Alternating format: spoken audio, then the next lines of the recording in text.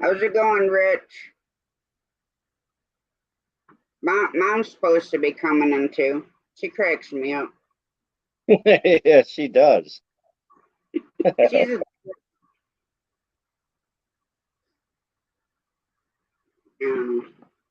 What? I was gonna cook. I had everything planned to cook. I had 4 big chicken breasts. I was gonna do some corn on the cob and a couple baked potatoes. Hey, what's up, Rich? And then I didn't Hey, feel like Judy. it. So, hi, Judy. Hi, Rich. If you're there, yeah. So then I had an ice cream sandwich and a ham sandwich. There you go. Hi, Randy. Randy. They're not in here yet. Maybe they're doing what all of us should be doing. You know, by the time midnight, 1 o'clock gets here, you're sleeping. No, we never sleep. Never sleep. Are you stopped for the night, Randy?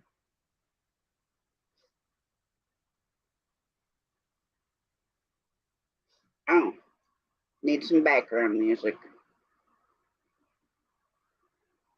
You got any? Yeah. Oh, do you? I didn't. Do we go with the creepy one? Every time I try to use it, I get a copyright. Every time I try to use music, so I just stopped using it.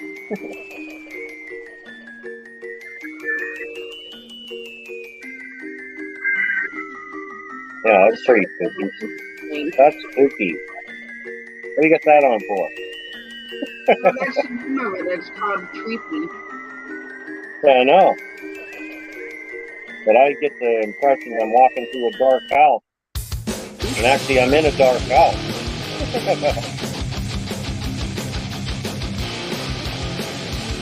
Oh, no, I got a couple of them. I gotta put some more on there.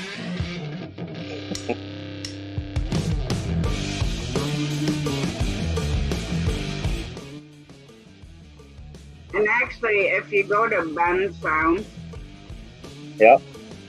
That's all free, but it's not like singing. It's like this kind of stuff. I thought about going over to Super Chat one too. That channel that the Super Chat has, where you can get free music over there for me. But I'm just gonna get a membership. Yeah, I wouldn't mind being in Tennessee right now. Yeah. My best friend lives in Lebanon, Tennessee. In where? Lebanon, Tennessee. Okay. It's about 40 minutes northwest of Nashville. Hey, Air Guns, how's it going? What's up, Air Guns? But Tennessee is gorgeous. I love Tennessee. Well, I love pretty much all states except New York. Yeah, it's nice and warm down in Tennessee too all the time, right? They get some cold weather in the wintertime. You know, they'll get cold spurts, but yeah, but nothing like Nova Scotia, Canada. No. No. Or New York. I'm going to Graceland in October. And I'm going to have a tiny private tour and get some especially archives. Oh, that's decent. Sounds awesome. That'd be cool, yeah. Yeah, that'd be cool.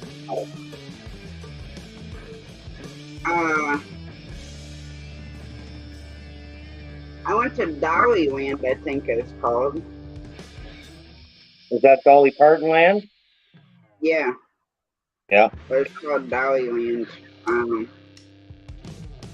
pretty sure that's in Tennessee also. We had a friend of ours, Tasha, a friend of the family, that drove tractor trailer for Dolly Parton. Yeah, Her that'd be boat, awesome. like her stage, carried her stage around. Yeah. That's pretty cool.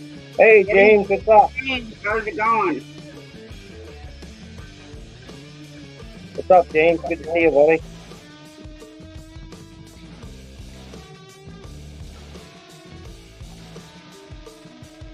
I've been to Graceland twice a long time ago. Yeah, that'd be cool. I'd love to go see that. I think they got all his Cadillacs there too. I think they got all his caddies. Yeah. We have an antique car museum. I can't even talk. Museum here in Cooperstown. Oh yeah. And they have like Laurel and Hardy's car in there. They have Marilyn Monroe's, Oh, cool. and a bunch of other ones. And then of course we have the Baseball Hall of Fame too in Cooperstown. Okay. And we have the Farmers Museum. But it's not, it's like an outdoors thing where you go in and they're like preparing bread like they did in back then, you know, in the 1800s, and they're sewing like they did back then. Yeah. We got a Fort Lewis fort like that where it's all set back. It's an actual old fort, but they turned it into a tourist museum thing, and they got actors in there doing all the old time stuff. Yeah. Yeah, it's pretty cool. We used to go every year as a family back when I was a kid. Yeah, and then we have Fort William Henry in Lake George. That's nice too. Yeah. When I was a kid, yeah, Scott. When I was a kid. A long time ago. Scott?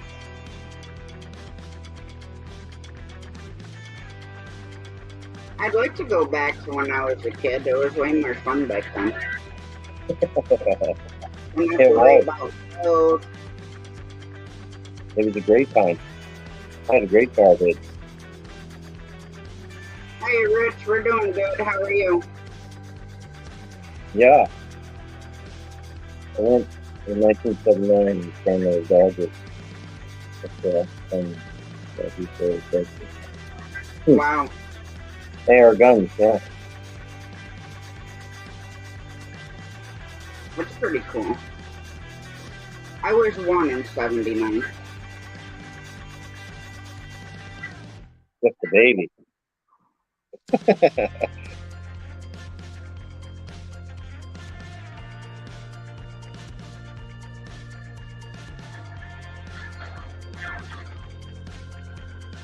And I know, Scott, on the bun sound, I wish they'd have like a straight guitar solo.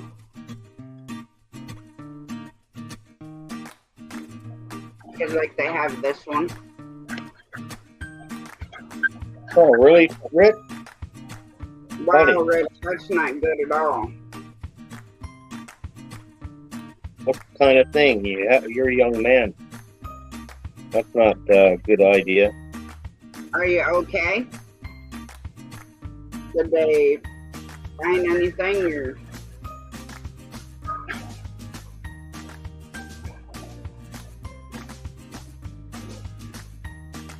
In Canada, you'd sit in there all day long. So,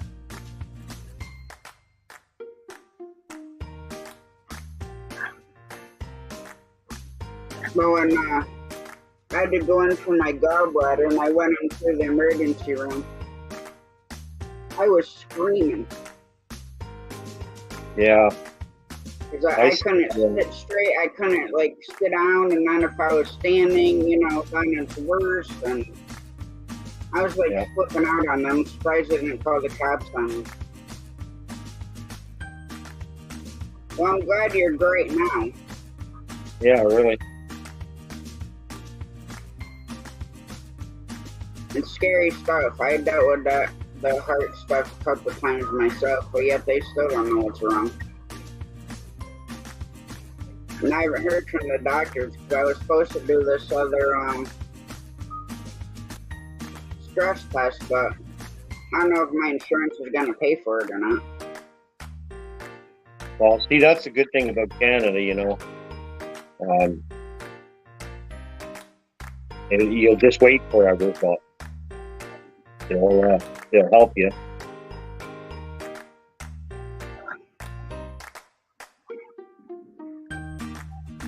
Yeah, well, that's amazing, Scott, because down here you can wait 8 hours in emergency just to see a nurse. So you can't even like have, oh, you probably can't even have regular coffee anymore then either.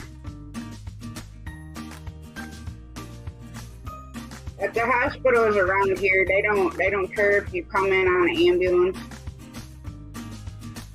If they don't feel that anything's wrong with you, then they don't care. How's it going, Wayne? Wayne, what's up? Coffee, I can't give up. Yeah. Yeah, I've had to give up so much stuff with my food allergies and stuff that I couldn't imagine having to get up coffee. Yeah, I couldn't imagine sitting there for that long. I mean, I've sat like 8 hours. Yeah, we didn't get any bad weather here today. I mean, it was super windy today.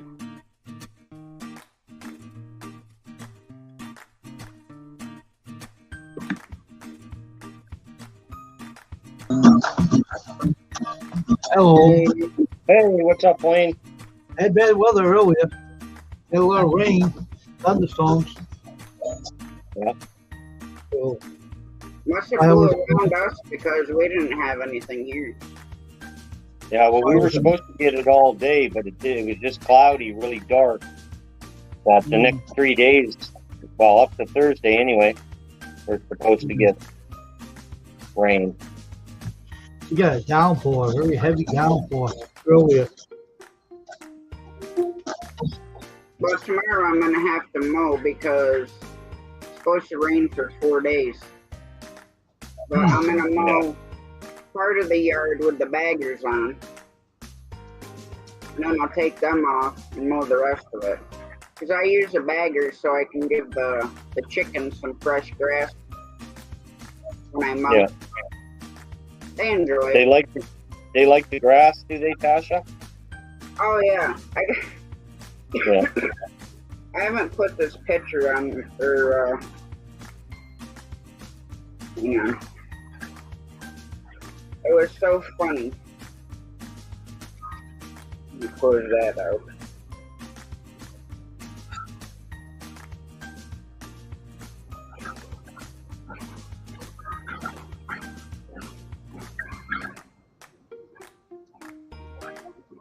We have the little kiddie pool and the chicken yard, you know?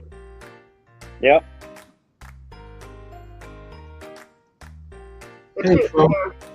The female turkeys are all standing up. Yeah, keeping cool. Yeah. So yeah, they like standing up in it. Hiya, squirrel. Hey, squirrel.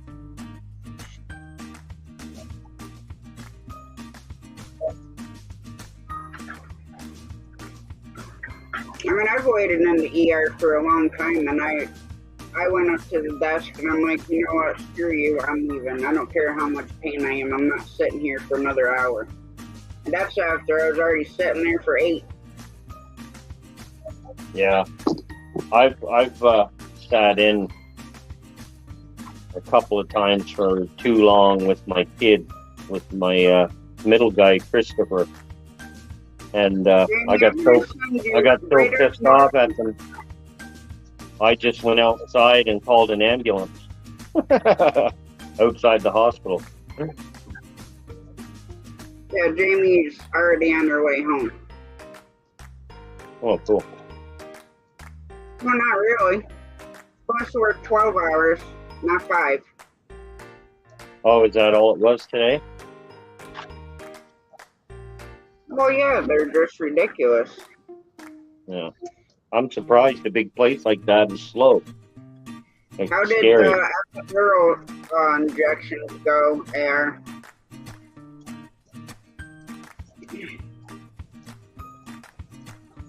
I've had many of those myself, but all they accomplished was hurting me worse. There we go. But friends I know had them done and it helped them, so we're just all different.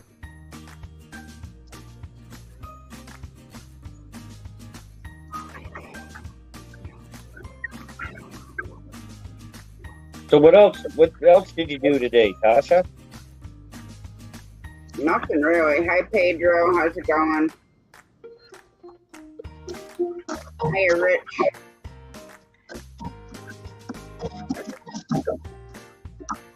I'm doing okay.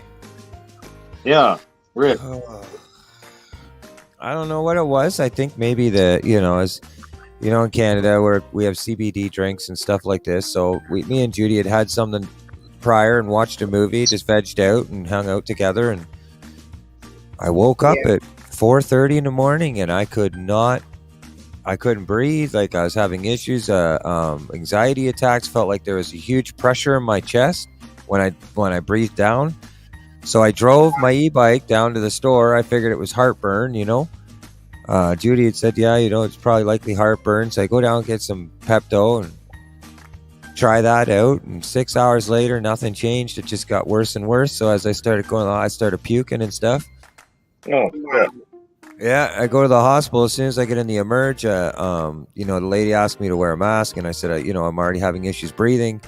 And within 10 minutes, as soon as they seen the condition I was in, they rushed me in for an EKG and all that stuff and had me hooked up on all these monitors. And so, but the diagnosis isn't clear as to what was causing the issue other than, me having anxiety and probably the overuse of cannabinoid drinks. That's what they said. I don't know if that's because I admitted to them that I drank it. It was just a 10 milligram drink and it only had CBDs, I think, in it. But, that's what they said was probably the likely cause of it, which I highly doubt. But maybe, who knows? I'm going to. But yeah, that's the update. It's not going to cause that. I don't think so. You know, Rich, that if somebody goes into the hospital and they think that they're having an issue with cannabis, like they smoke too much or all that, they give them orange juice. They give them orange juice. Yeah. No, they did. They did. I had a buddy of mine that he had too much of an issue and he was freaking out about it, so they took him to the hospital and they just fed him orange juice. Hi, Moonsprout.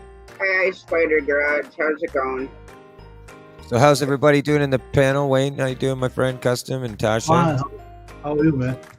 Yeah, I'm doing pretty good. I'm glad to be at least feeling somewhat normal, man. That was a very big scare for me, especially only being 40 years old. I was like, whoa, what's going on here? You know what I mean? The doctor made me more paranoid than anything because he's like, EKG, I want this test, this test, this test, this test, this test. Next thing you know, there's 5 nurses surrounding me. I'm like, oh my God, am I going under? What's going on? It was pretty wild. But they made it look a lot, they definitely took care of me, that's for sure. I was grateful for that. Hi, Brutal Bob. Finally, a good report from our medical, in our wonderful country, right? Yeah, our wonderful country where you wait. You will wait to find out. They leave you suffering. Yeah. They didn't do anything for me for the first 3 hours. They just left me there. Yeah. I'm great. Thank you, Pedro. They look at me, oh, you're 44. Well, you can't have heart problems. That's basically how they look at you. Hi, Mom. Mother Hen, what's up, Mother Hen? Oh, wow. Nightbot, what's up, Nightbot? Hi, No, I Spider really Bread. didn't do anything today. I was kind of lazy. Went to the store and got some potatoes. Spider Bread. Wow, baby. That's a new name. And Moonsprout. What's up, Moonsprout? Hi, how's it going? How you Chicken doing, pot chicken pie? pot pie? That sounds good. I love me some chicken pot pie. Yeah, I love them too. See, until recently, I couldn't eat them because of peas. I was allergic to Oh, yeah. peas. And then one night, Mom had made some peas, and I said, you know what? I'm going to try some. So I took a teaspoon and I put them on my plate, and I ate them and nothing. But they won't Okay. let me try the peanut butter, though.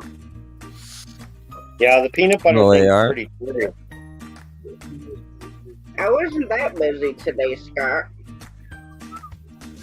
I wanted to do a lot more than I did, but I had no ambition. My mind was busy getting stressed out about stuff. Some for the freezer, yeah. Oh, look at the wok, too. My mom makes good homemade pot pies.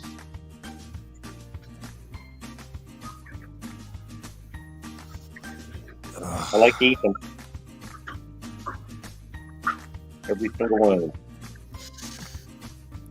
Mother hen. Oh, nice. That's your mother, Tash? Yes, Mother Hen is my Yeah, mom. yeah. Thank you so much. That's so cool.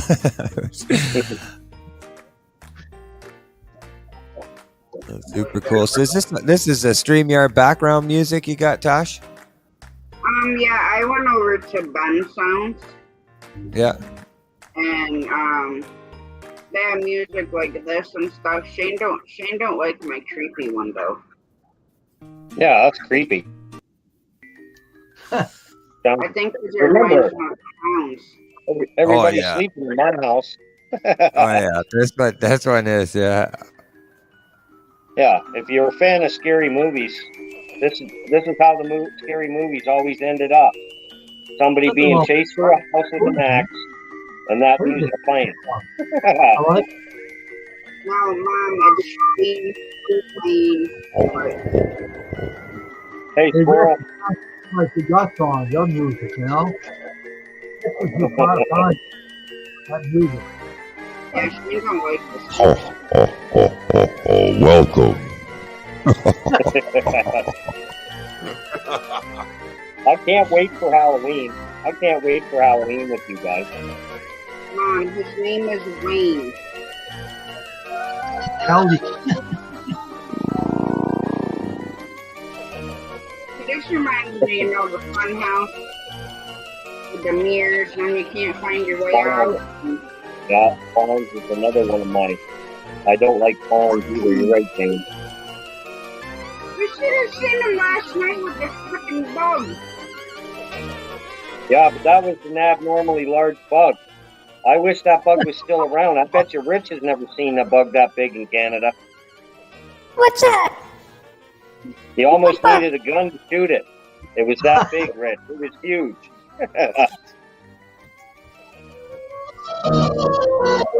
where the tennis racket here, Shane? It was huge. Your tennis racket hit the bugs with them. Yeah, I got to get something. The worst thing is when you find a bug like that, you never have something around. You know, everything that you want to hit it is not around you. But when you don't need anything, you know, you got bats and you know, hooks and everything else all over the place. But when something comes after you, Step on it. I told you to step hey, on it. chicken pot pie. Yes, I know you don't like scary stuff, Mom. That's why Now we what came was to the drive-in. what was the bug? What was this I bug? don't What is it, know, like a Rick. beetle? It was about that big. I'm not joking. Did was it fly? About that big. Yeah, it flew. It Was was a about beetle, that maybe? big, about that wide, and it was like a beetle. A hard shell. Yeah, they'll be coming here shortly. Actually, you're gonna get a whole whack of them. You'll What see are they? big schools of them. They're like June bugs. They're kind of like big June bugs. They're big ass beetles. But I believe maybe are you by the water? Yeah, I'm right on the Bay of Fundy. You might have the, water beetles, but I can't see them coming Yeah, but away that from. big, that big. Oh Like, I'm yeah, not we joking. get. Yeah, yeah. Oh yeah, we get big black ones like that. They'll come in the fall for like. This one's black. It's pitch black. Yeah. Yeah. And it's got long legs on it and huge wings. Yeah, Like I that's said, crazy. Did you get a video we of it? never. No, when I found it, I showed Tasha, and then Crystal and Grayson came running because they wanted to pick it up, right? And I was like, "Well, what if the thing bites? Don't pick it up." But Crystal, she took it and put it outside. So Getting baked with James is likely a dunk beetle. Oh, dunk beetle, maybe. I don't know. never. James, Yeah. you see, James is from my area, right? James is just from up the road. Yeah. So It's likely a beetle But- of some sort for sure. Maybe it came from the Amazon. I don't know. I've Traveled never there. seen it before. I don't want to see it again. I'm not a fan of June bugs. I'm not a fan of June bugs. I really hate June bugs, but they're only here for a month, then Yeah, they're they gone. tend to be a nasty in the hair. Yeah. You know, I'm cool they with the tend to June be bug as nasty. long as you keep the lights turned off and keep your doors closed. Yeah. You can hear them hitting the window. Tink. Yeah, and it sounds like somebody throwing rocks because you know what a June bug is. They're big too, and they're bushy and they're awful.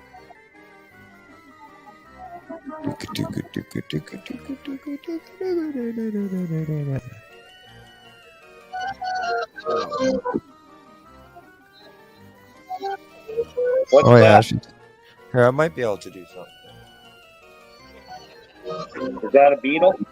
Yeah, Is that what it looks like? that looks like what it was. It's Yeah. it's called a ground beetle. That's what it Yeah. looks like.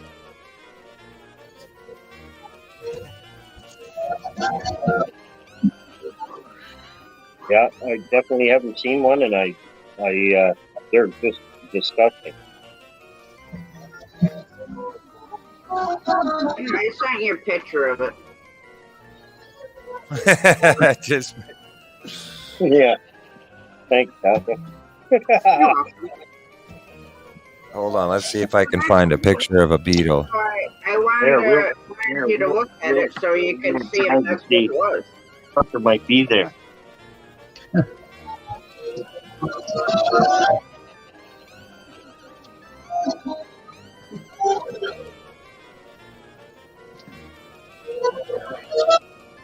See, Shane's so scared, so now he's got to go out and look to see if this beetle's there.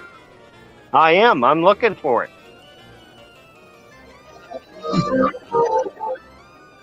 See, Shane, if you come up here and I take you to my one tattoo guy, if you put his tarantula in your mouth and close your mouth, he'll give you a free Yeah. tattoo. Yeah. Yeah, that's not going to happen. I'll have to pay him for my tattoo. He asked me to do it. Now, I love tarantulas and stuff, but...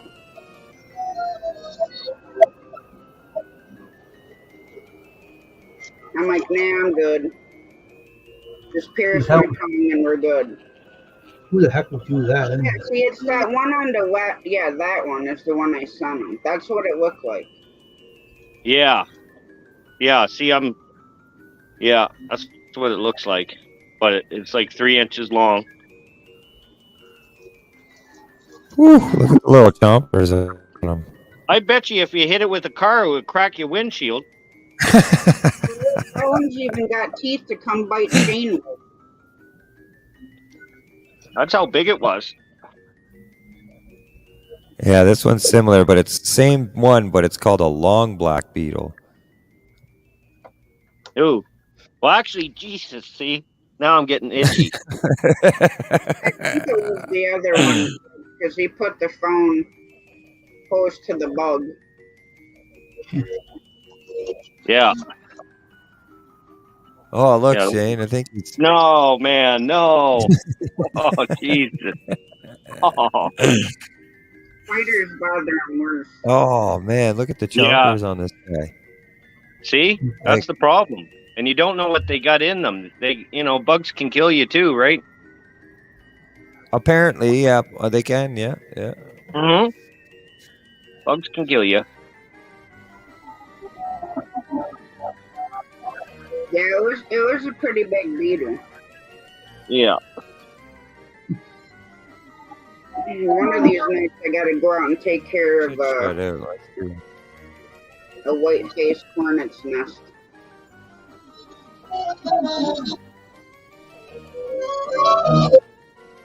Hmm.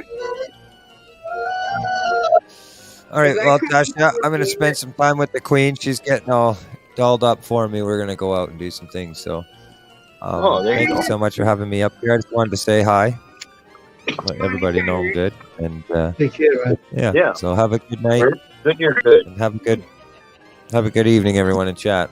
We'll be thinking of you, Rich. Thanks, buddy. We'll be thinking of you, man. There, I'll shut it off for you, Shane. Yeah, clowns are terrible.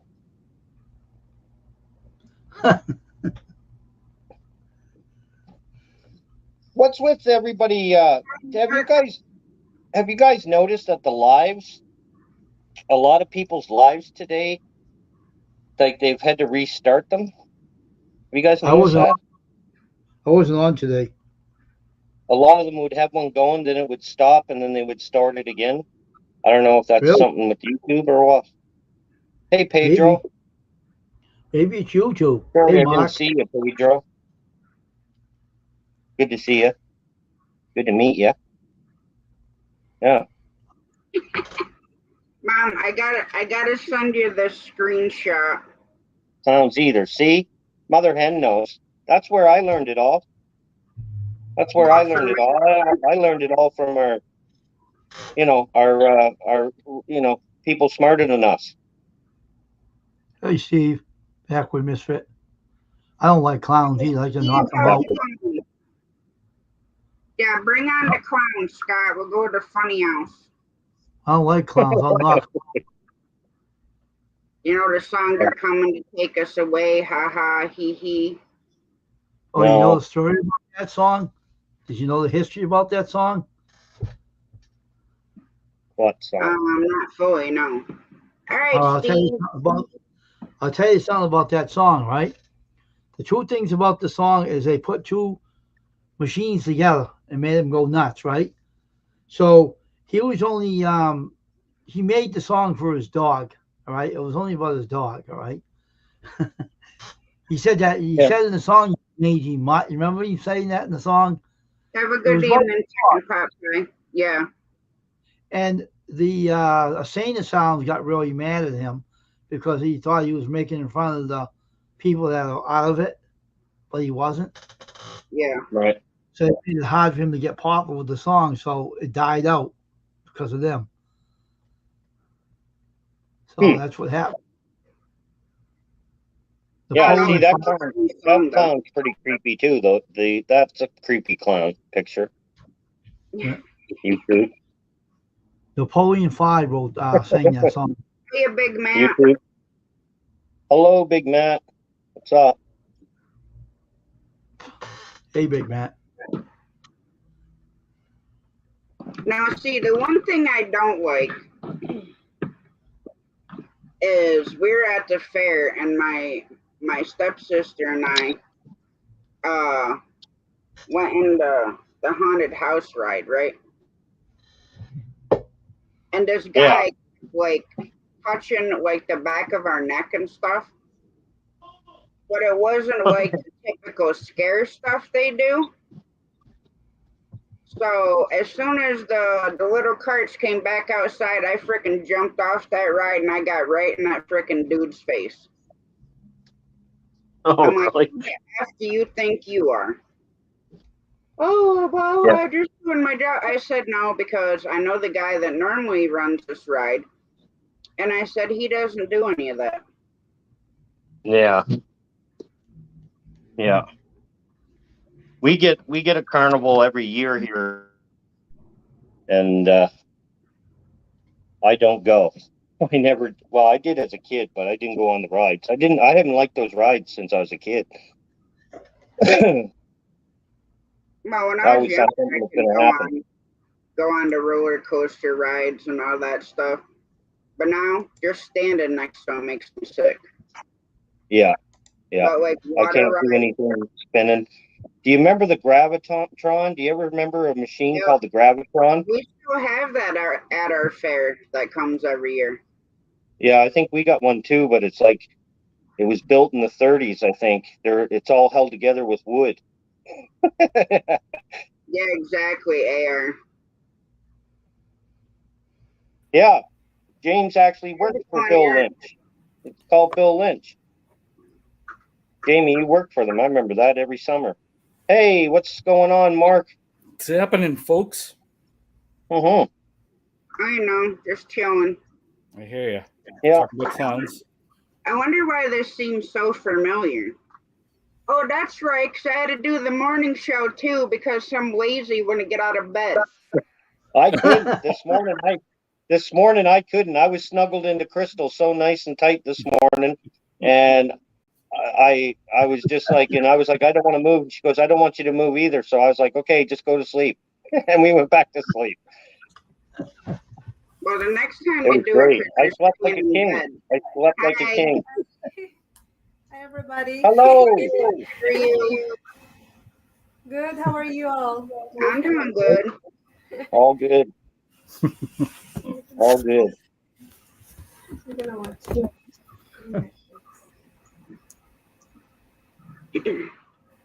Well, next time you stay in bed because it's asleep, I ain't doing the morning show, just so you know. Oh, Tasha, you're already up. You're already up already. That's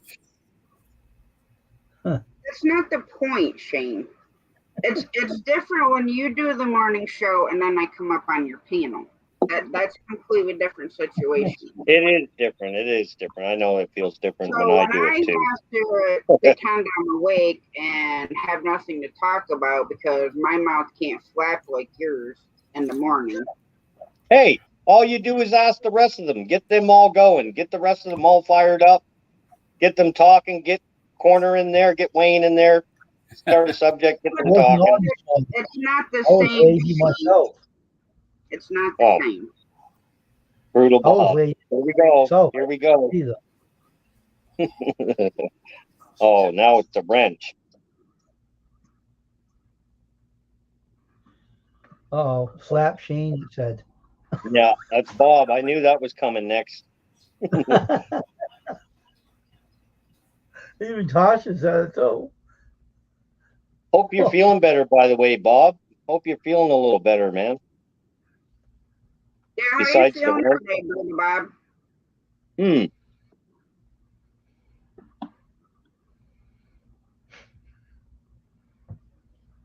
So tomorrow I gotta look at my paper. I'm gonna attempt to pressure cook my corn on the cob so I can eat it. You're gonna pressure cook it. Brutal Bob. We've been to Miss Tasha careful. Yeah, you said you're being a pup. Oh. See, that's what we do here. What we do here. I've never cooked it that way, so I'm kind of curious how it's going to come out. Because it's not like I'm canning it, but I'm just cooking it that way. Yeah, I didn't know you could cook it that way. So I was debating if I wanted to do the chicken first or the corn. Try the corn first. What does it make it do? It's just pressure cooked. So is it faster? Or okay. Yes, you can use, like the one I have is electric, so I just use it to cook with. But mine, you can do the sous vide. You can bake with it because I have a different lid. You can air fry, pressure cook, saute, broil. Yeah. But it's like that big around. Matt. It says it only takes 2 to 3 minutes to pressure cook it. Oh, cool. Yeah, good. probably. Oh, wow. I don't even get a pressure cooker, so. Barbecue on the, corn, Yes, really good. but that's pressure canning. When you do the meats where they stay on the shelf, that's pressure canning. Hmm. And yes, canned pressure canned venison is amazing. Mm-hmm. Yeah, but I've cooked. I mean, the other night I did. I air fried some chicken thighs, but it's like everything's different because they took a lot longer than what it said. But that's because I had them stacked. If I just had one level, they probably have been fine. Hmm. But they still came out good. Yeah.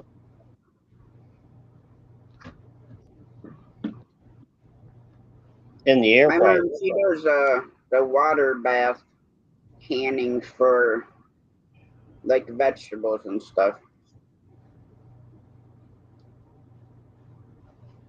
And you But said everything's you're huh? gonna do the other thing too, aren't you, Tasha?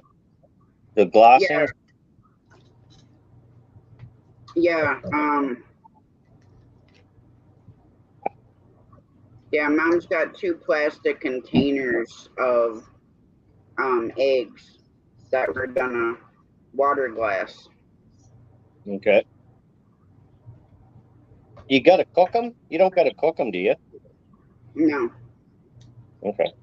we just carefully put them in a jar, which normally, I mean, you can use different, but like a lot of people use the big gallon glass jars. Yeah. So you put it in there, and then you mix your. Mom will have to say what it. I think it's lime, some sort of lime, I think, and water. Yeah. And you put it in there and cover the eggs, then put the lid on it, and they're good for a couple years. Hmm. Empty the freezer out. Yeah, I seen your freezer, mother hen. Your freezers are jammed. Hmm. It's good to see that. Hey Tasha, I ask you a question. Why What? does people canning a lot of stuff and they never eat it all and it goes bad, right? If you leave it for so long, right? Yeah, certain things. If you keep them cool, like in a cool, dark place, then they normally last longer.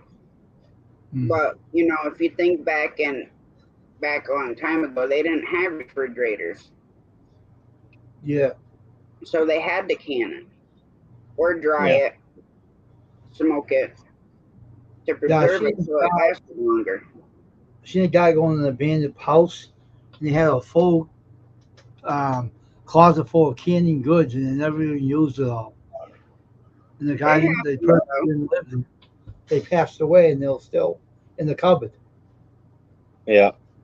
Well, depending on what it is, I mean, I've watched guys open like actual canned goods, like the tin cans that were like made or back in the 70s, and this stuff was still good. Hmm. He actually ate it, and he did videos on it. Yeah. Just doesn't look eatable. They look terrible. Yeah, yeah, I know, Mom. We're gonna have to probably get working on that. But I think 'Cause if you right now, rotate your to get food a too, deer, if I you have keep nowhere to canning put it. or What, putting it Shane? in bottles, if you keep putting it in bottles and canning it and then just keep eating the older stuff first, you kind of keep the stuff somewhat fresher. You just got to eat it. You just got to keep When eating it. Mom does hers, she dates it all. Yeah. So like say we do like a bunch of sauce this year and vegetables and stuff like that. Well, that's all dated. So when we do it next year, all that stuff goes in the back, and what we did this year comes to the front. Yeah. You have to keep alternating it. Yes, Big Matt.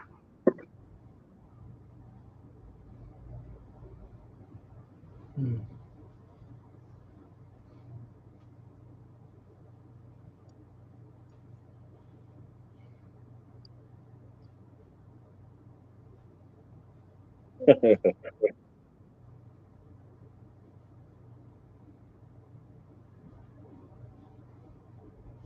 Order the DoorDash to their house. Yeah, you're right, Bob.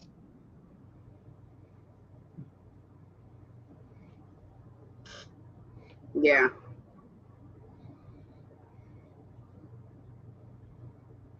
Well, see, that's why I like that mom still does stuff like that.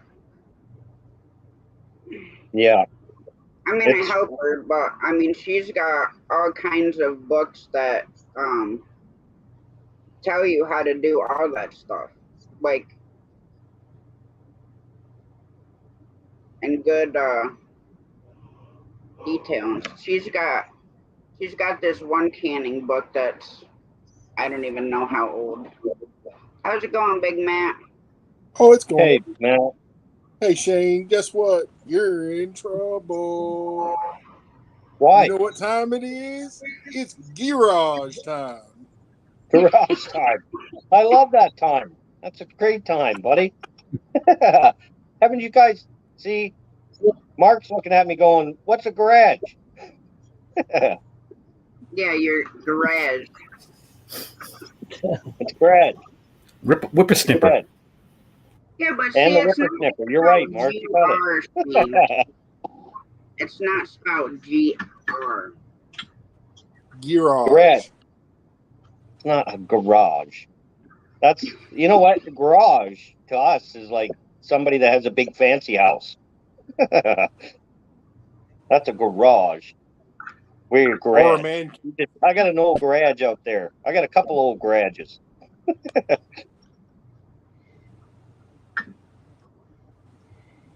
Nope. I just figured I'd come up for a minute and give Shane a Oh. hard time.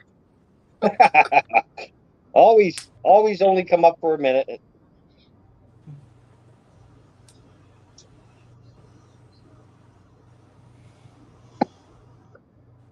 So what'd you do today, Matt? What did you do? Did you do? I got some mowing done. Did you? That's what I got to do tomorrow. If it doesn't rain. Yeah. I got to mow.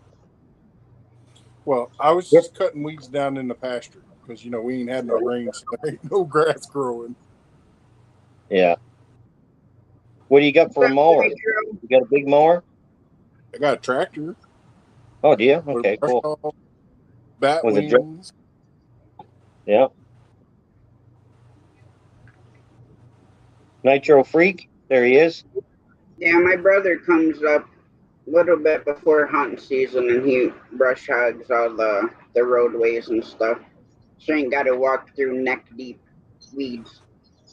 And those bush hogs, they work good. Yeah, they do. Of course, the one day it's like, well, if someone would stay out of the woods when it's wet and stop putting ruts everywhere with her four-wheeler. Yeah, Tatcha. I can't help that it was wet. That's when it's fun. Yeah. Well, of course, Drive a you get different covered path. in mud. Every time you go to the woods, drive a different path. Don't keep following the same path. The problem is, Shane, my brother put even bigger ruts with his tractor. So if I Did he? try going on the other side of the road, yeah, I'll be buried up to the rack. It's four-wheel drive. It's a beast. It is, but that hole is deep. And granted, yeah, he did drop some trees and logs in there, but it's still deep. Grayson come do it for you. Grayson will come do it for you. Your 4-wheeler will float, right? Yeah. Yeah. I just For a put minute or two. pontoons on it. Just Mhm. Get bigger tires done on that. it. I've done that a few times where, you know, the 4-wheeler sits like this and I just Yeah. Well, I want to go on the backside of the property, but the beavers have the bank so steep right now. I'm too afraid to go across unless I winch the 4-wheeler up it, because that's how it's like this. Oh yeah.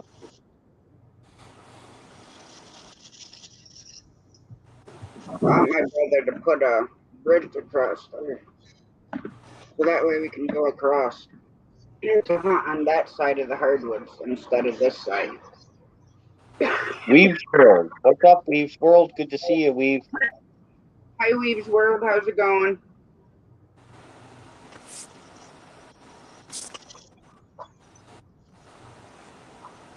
So Matt, are you back out at the shop yet? Are you doing anything in the shop? Or is it too Yeah. hot still? I've Yeah. been working at night in the shop. Yeah.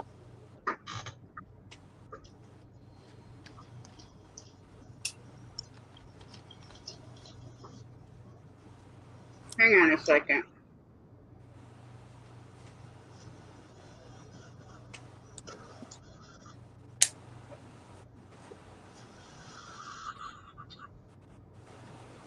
What are you doing?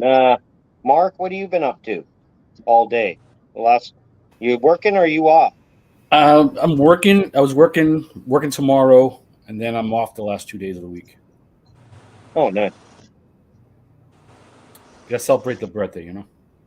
Well, I was going to say, isn't it your birthday the last Thursday. couple of days? Thursday. Yeah. Yeah. Okay. So Well, we'll see you on your birthday. We'll see you on your birthday for sure. yeah, I don't usually work on my birthday, so I usually take it off. Yeah. And since it falls I on a do Thursday, too. I figured I'd take Friday too. Yeah, I always took my birthdays off when I was working. Yeah. So one more day tomorrow, and then I'll be off. Yeah. What do you got? Anything planned? Your family? You got anything planned for the birthday? No, Or you not just really, hanging out? because the wife's working, and so I'm gonna be hanging around by myself, almost like you were last weekend, but not as many Yeah. hours. Yeah. See, that's why I said this morning I had a hard time getting out of bed because Crystal was gone all weekend. So when she got home, when I went to sleep when we called into bed, I was all snuggled up to her. I just couldn't get away from her. Yeah, I was having such a good sleep this morning. You know what this is, right, Shane? The world's smallest Yeah, I violin know. crying for your tears. Yeah, I know. I heard them all morning long. All morning. You'll probably hear about it tomorrow, and the day Oh, yeah. after that, and the day after that. Oh, yeah. Forever. Here you go. Here's one for tomorrow, and here's one for the day See? after. Exactly. See? I'll just have to watch the replay.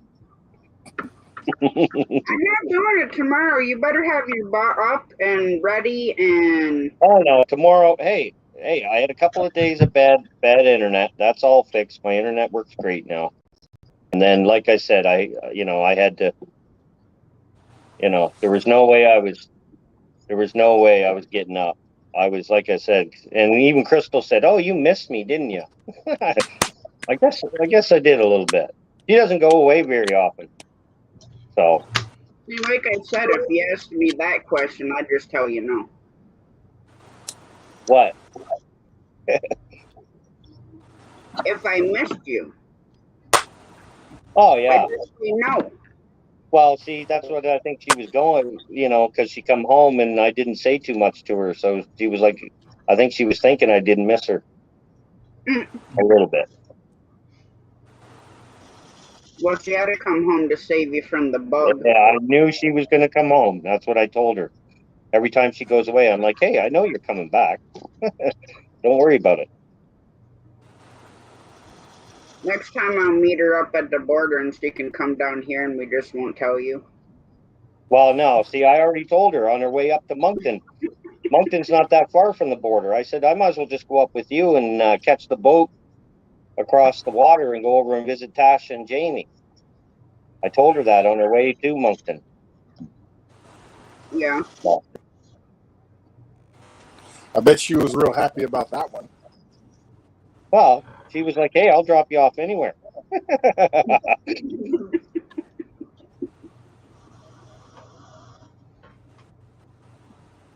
But she has to pick me up, of course. I told Jamie I was sending her up with you. Hey, like I said, I got lots of room. And we got more room if we need it. We got all kinds of room. Yeah. And you're only 12 hours away. I mean, Well, 14 if you figure in stopping for gas and bathroom and that kind of stuff. well, yeah. Plus, I don't know how quick it is getting across the border on this side because I've never gone across the border. Only on the Montreal side, but that was when I was a kid. And like I said, we were camping on the Vermont side of Lake Champlain. Yeah. Well, like you said, all you need is your birth certificate and your driver's license, right? I don't know if you can do it that way anymore. Hi, Irene. How's it going? You think it would be, I don't know. You do need a passport. We'll have our passport in September. Mom could come up tomorrow and see it because she has the enhanced license, so her passport is her driver's license.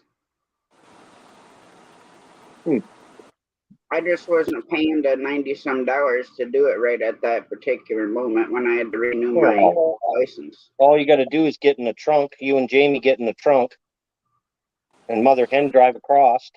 You know why he's telling you that, right, Tasha? Because he knows that once you get across, you'll be stuck there. Exactly. Exactly. Well, yeah, I won't be able to come back across unless I hide in the trunk. And Mom don't have a trunk, so that kind of makes it hard. Oh, well. Get a car with a trunk. But do you want her to get a Tesla? Because they have even less. Yes, get a Tesla. Get a Tesla. Perfect. The trunks are huge in a Tesla. We fit all kinds of people in there. Yeah, as you fall at the bottom. You know, I seen that picture with you, Big Matt, and Jesse, and how much taller you are than him. Yeah. And I'm 5'2". So I'd be like this big if I was standing next to you. It's a perfect. Yeah.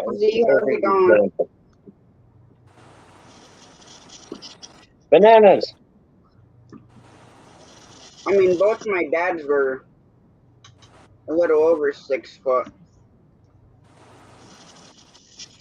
And your mom's shorter than you are? My mom's 4'11". It's probably the size of Big Matt's leg. That's probably as tall as Big Matt's leg. Probably.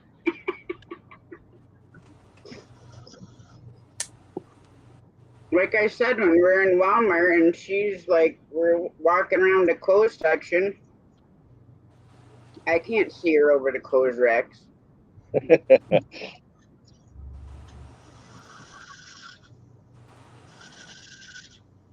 I keep telling her she's shrinking.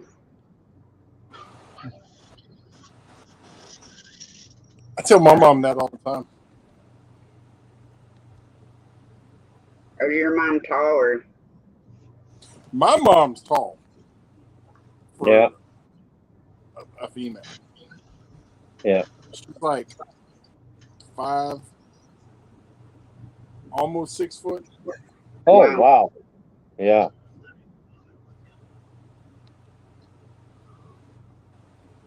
All I cared about was being taller than my mother, so I succeeded in that part.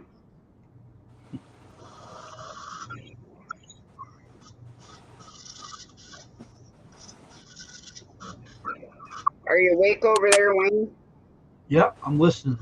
I'm sitting here Yeah. listening. No, Wayne's always listening. Always listening. Yeah. So maybe tomorrow I can take baby Mouse's cage outside. I didn't get to it today because I didn't really go outside much. What, you just want to get him outside for some air, or? Well, I never used to have to cover him up when he was in the little thing like this big, but I'd always set him up on the toaster because the cats really didn't get up there. And even though I showed him to them, they never really were interested. But now that he's over there in the glass cage like this, and I have Yeah. a metal lid that has all the holes in it, they won't leave him alone. So I literally have to keep the whole thing covered up with a towel so that they can't see him when he gets up to go eat and get a drink and stuff like that. So I wanted to take him outside today, and just set something on the lid just so he can be out in the daylight and not have to worry about a cat jumping at his cage. Yeah, and get some fresh air and some sunlight. Yeah. you'd think Yeah. that the cats would get tired of messing with the glass after a little bit. Well, especially when I have to have this sitting here. Yeah. The kitten My don't cat, like it. my cat still loves You my need one of fish. these. Yeah. You need one of these. Shoot some salt at them. They'll leave. Oh, is I that the still one gotta you get were one of telling me them. about before? Hmm? Is that the one you're telling me about before, or that's a different one? No, it's the one I showed y'all before. Oh, all right. I mean, I don't know. I literally had a fly on my foot and I shot it with that, and I didn't even regularly feel the salt. So you have to fill it? Okay.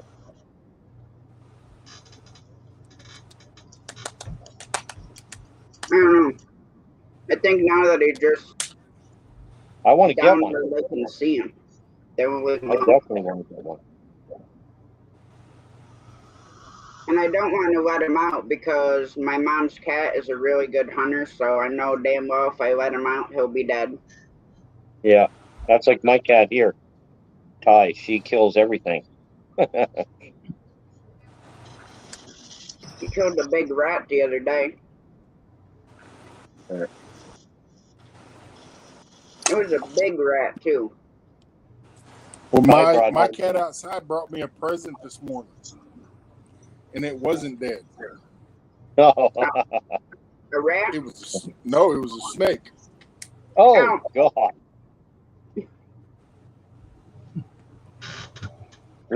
We had Ty come up in the bed once with a mouse in her mouth, and Crystal pretty near hit the roof, and the bed went flying across the room, and the mouse took off, but she brought it right up into bed. Just here's a little mouse for you. Still barely alive, but still alive. I think Sassy's brought, well, since I've lived over here, I think she's brought like two or three live ones. Ugh. I don't like when she brings like stuff back alive. Yeah, Like Ty's rabbits been and doing. chipmunks. Yeah, Ty's been doing that quite a bit. Usually she'll end it, but lately she's just been beating it, throwing it around to the point, playing with it that it's pretty near knocked out, but it's it's still moving, still alive, and she just keeps beating on the poor thing.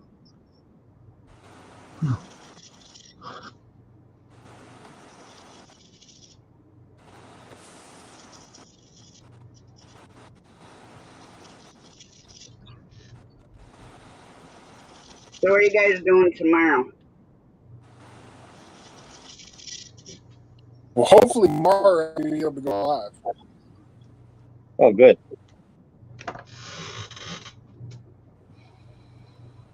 You know what time? It'll probably be around 6 o'clock your time. All right. And what are you doing, Wayne? What, tomorrow? Yeah. I don't know yet. I might be doing the live maybe in the afternoon and that in the evening. I don't know. Depends on the weather. Yeah. Are you supposed to get more storms tomorrow? It was raining like a son of a gun today. It really came down. Downpour, heavy downpours with some lightning. Then it stopped. It was weird. This weather's weird. This year's the weather's been very weird. It's been Mm-hmm. raining when it wants to rain, and then it won't want to rain. Yeah. Yeah. What are you doing tomorrow, Mark? Well, tomorrow I'll be working during the day, and then probably early evening pick the wife up from work, and then nothing the rest of the evening, just hanging out and debating doing a live or not. Not sure, but pretty open. Pretty much 7 o'clock on. Nothing going on here tomorrow. My mom's boyfriend's supposed to come over at some time so we can get the railing up on the new pool deck on the stairs, and then the braces to put on the back of the bunches. And then I want to mow tomorrow. Yeah, I got to mow. I don't know what time. What about you, Shane? I definitely got to mow tomorrow. I definitely got to mow.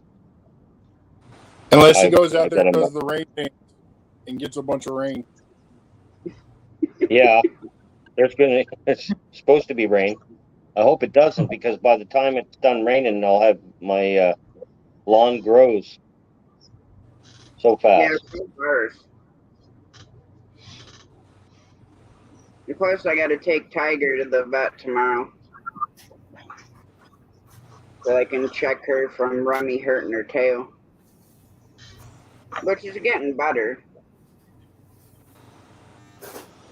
We can hold it up longer now. At least it wasn't broken. Well, yeah, she's getting feeling back and she's starting to hold it on her own. That's a good sign.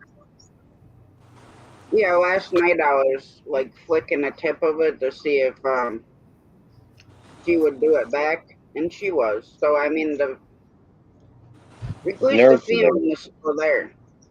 Yeah. Now, see, I was told, like I said, I had an uncle of mine that ran his cat's tail over, and he had to have the thing amputated off. But I was under the understanding that a cat didn't feel its tail. Doesn't feel it wagging or whatever, right? It does its own thing. Well, if he ran it over, he probably didn't feel it no more. No, but I mean, like a cat, you know how a cat's tail wags? They just, they don't know what it's doing, right? It's just doing it. That's where about 90% of the balance of the cat comes from. Oh, yeah. It's in the tail. Well, this guy, they cut his tail off, but he was still. We called him Bobcat after that. Yeah, no. They still get their balance from their tail. Okay. Whether they got one or not, even the little stubs, that's where their balance comes from. That's what I was told. Same as their whiskers too, right? Their whiskers has a big part of their cat's whiskers has a big part of their. No, it just keeps them walking straight. Huh. If you clip one side and not the other, they'll walk in circles. Oh God!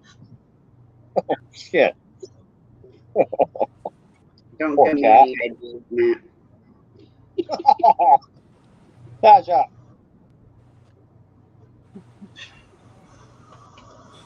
You gave me the idea now. Poor cats. They'll all be all the cats tomorrow will be all going in clockwise sequence. Hey, Remy will be there wondering what's going on with them. just a kitten. Yeah. Tomorrow morning in Shane's lab, tomorrow morning, he's going to have a cat walking clockwise and he's going to have one walking counterclockwise. No, I couldn't do that. Oh man. Poor cat. Mom, I think you're a little behind in the chat. Hi, Mom. Yep. Yeah, she rotate everything. That's right, Mother Hen. I know what you're talking about. Yeah, and it's peeling lime you use to water glass the eggs. Yeah. And then they're good for 2 years. Hmm. And this would be the first time we've done it. So I don't know what their texture is gonna be after the water glassing. Yeah. Well, at least we get to find out. Mom, you need to make sure you stop at the grocery store on the way home and get some Jello. So we can get making some green tomato refrigerator jam. You need strawberry and raspberry. So. Yep, she's going to forget now. How's the We puppy? did that the other day. What was that, Shane? How's the puppies? There's only one left. Oh, really? Oh, there's one coyote left now? No, Gunner. I don't consider Coyote left because that's Coyote's dog. Oh, right. Did Coyote come? He's not got here yet. Oh, yeah, that's what I thought. Okay. Hopefully Friday he'll get his truck back, which means he probably won't leave until Saturday late or early Sunday. Okay. Well, I better be happy to get the hell out of Utah. Yeah, I bet you can't wait to get in that air He's already conditioning. said he's going to drive around Utah for at least a day. Yeah. I probably would too. I don't think I'd want to see it again. Yeah. Especially after being okay. there as long as he is. Dingo. Probably hating the heat. No, hopefully he got his refrigerator fixed. They may get here and Dingo may get out of the truck and be like, I ain't getting back in there. Yeah. He might not like his new friend. He might be like, hey. No.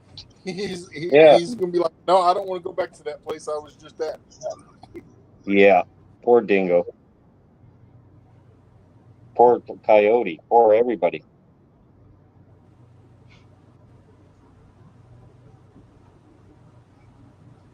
My mom just told me that somebody dropped 6 chicks off to her boyfriend's house.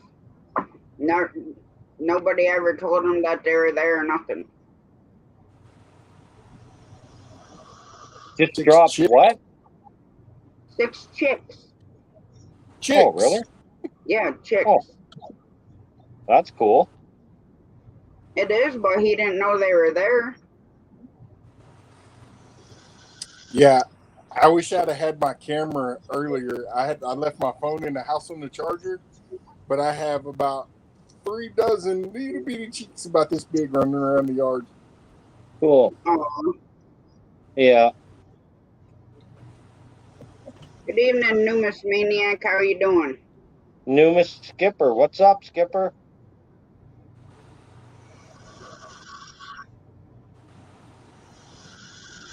We've had 2 hens that want to be broody, but then I really don't think they understand the concept of being broody yet. Because they'll get up there and they'll sit on the eggs. And I gotta watch because the female turkeys eat them. So I can't leave them there too long for that reason. Because the female turkeys will just peck at them until it makes a mess. Yeah. Hopefully they don't do that to their own eggs when they start laying. When will they start laying? How soon?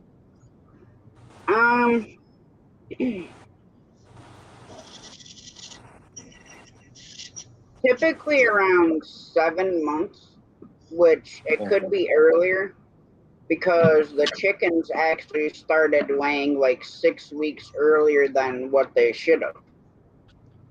Yeah. So could be before November, could be November. It just depends. But now I have ceramic eggs in the nesting box because that's what you use to get the chickens out of the bad habit of pecking eggs. Now, do you have to heat the chicken coop, Sasha? No, In winter? no. Okay. No, the only thing we have to do is George just uses like a regular light bulb, and he has like this aluminum box, and it shines over the water, and that keeps it unfrozen, from freezing. Now I Okay. have a heated water, but it's a dish.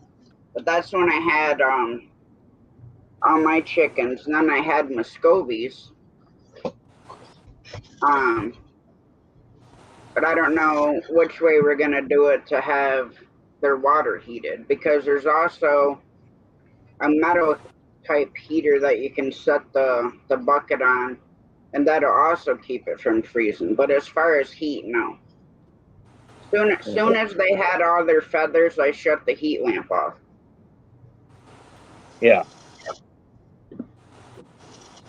Because as they get older, they'll fluff their feathers, and it'll almost look like they're shivering.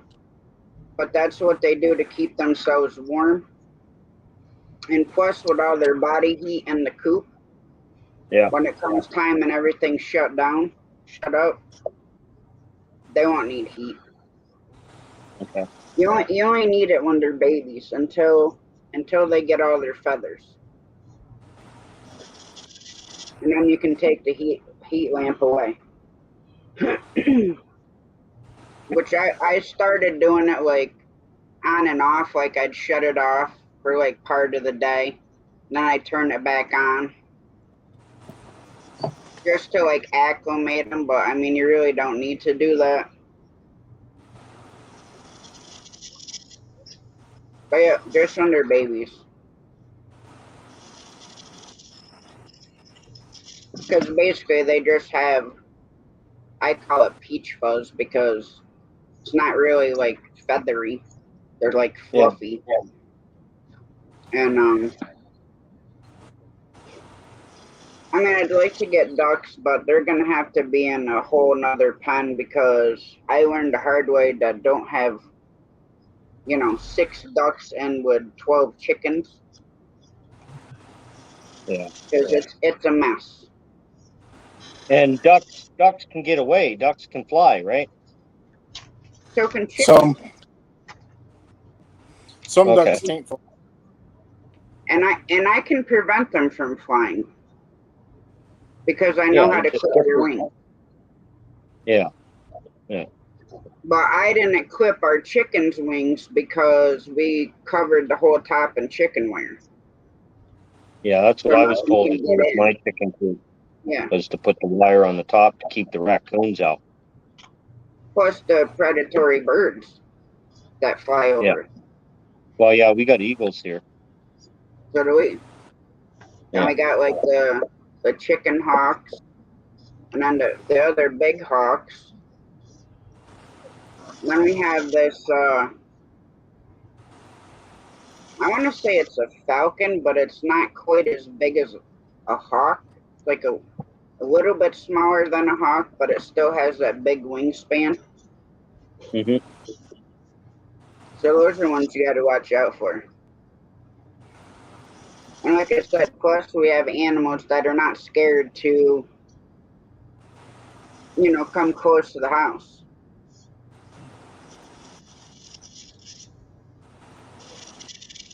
Yeah, that's how our eagles are. We lost a couple of cats to eagles.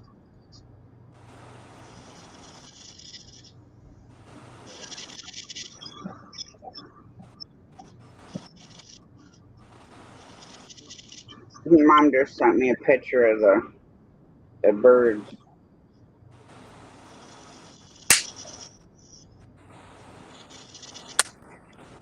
You need one of those badminton rackets, Matt, that are electrified to slap your flies with. Yeah, he's got the fly swat. I don't know. They just like boomed today. I don't. The house flies have been so bad this year, even up Yeah, here. Like up you here can't go too. outside without having them on you. Yeah, They're horrid.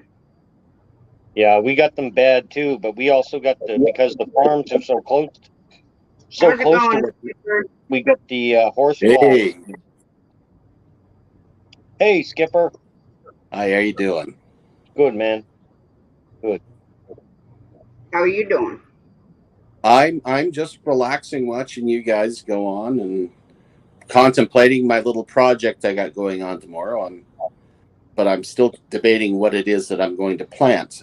I'm actually going to do some my very first gardening project, and I'm starting it indoors. So Okay. little late in the season, but you know what? It's the first time I've ever done anything. I've usually killed artificial plants, so I can't wait to see what I do with this.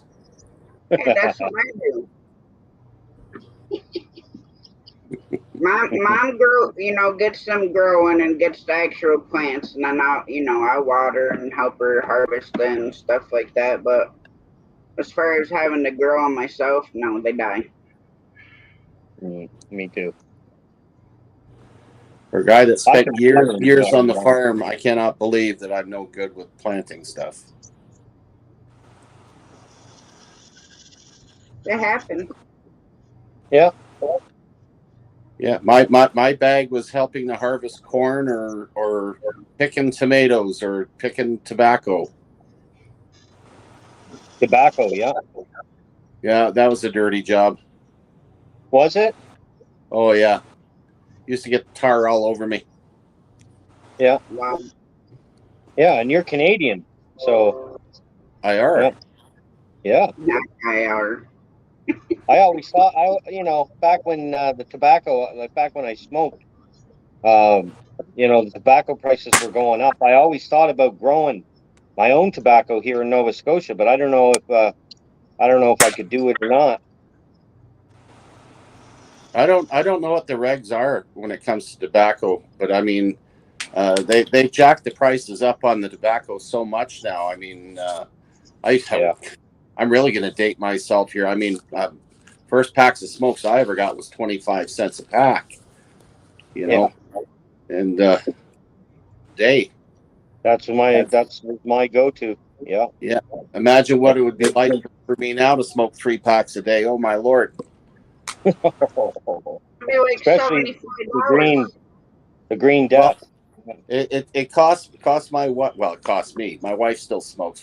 She smokes a carton a week, $160 a week. Wow. I'm like, See, holy crap. the price of cigarettes kept going up and up and up, and I just said, you know what? Enough's enough. I quit. I Yeah. still dip, but that don't cost me as much. Yeah, 30 years ago, my doctor came out to me and goes, "You're dead in 2 years. You got to quit." So I just up and quit, and the checkups I've been getting lately, it's like my lungs are completely healed. So problem is, I I got my taste buds. That was a problem. Oh yeah. Yeah. Yeah, it's funny what you don't realize when you're a smoker. I know when I quit, now I can smell a smoker a mile away, you know. Oh, I can't. Yeah, I can't be around it. My wife Yeah, smokes on the porch, and when she walks in, it just yeah, I can smell it a mile away. And then I wonder about Crystal, my wife, she never smoked, so and she always used to tell me, "Yeah, you smell, like Mhm. cigarette smoke." Yeah. Yeah, I still buy That a was my packet. mechanic calling. I vape now, but I still every now and again I'll buy a pack of Export A greens, or I'll buy a couple of cigars, and I'll have them as a treat, but only very rare. Yeah, that was my mechanic calling me when I turned the camera and stuff off a minute ago. So my truck won't be in the garage no more. Garage. It's gonna be home. Well, that's good. Yeah. If I drive out to the Indian reservation, I can get a carton of cigarettes for $12. Yeah. They won't sell us. I live right next to the Enoch cremation here, and they're not allowed to sell us. Yeah, they're not allowed. Yeah, same here. Cigarettes. In Nova Scotia, same here. They're not allowed to, but they do. But if they get caught, they get in a lot of trouble. Yeah, that's all under the table stuff. That is. Mm-hmm. Well, Yeah. see, for their stuff, it's tax-free. You know, like when you buy it and stuff. But they have other stuff in their stores, like you can get cartons or different packs of cigarettes, Marlboro, Newport, cigars, stuff like that. And then they sell handbags, T-shirts, jewelry. That's all taxable. Yeah, they do that with us here too. We can purchase stuff, but when it comes to smokes, they charge us what we normally would have to pay for them. Yeah. Yeah. Wow. Yeah. And that's the way it's been forever. It's never, but again, you can get them the other way, but you're still paying. There's still a fortune here in Canada. There's still a fortune, even to get the cheap bags. There's still a fortune. Yeah.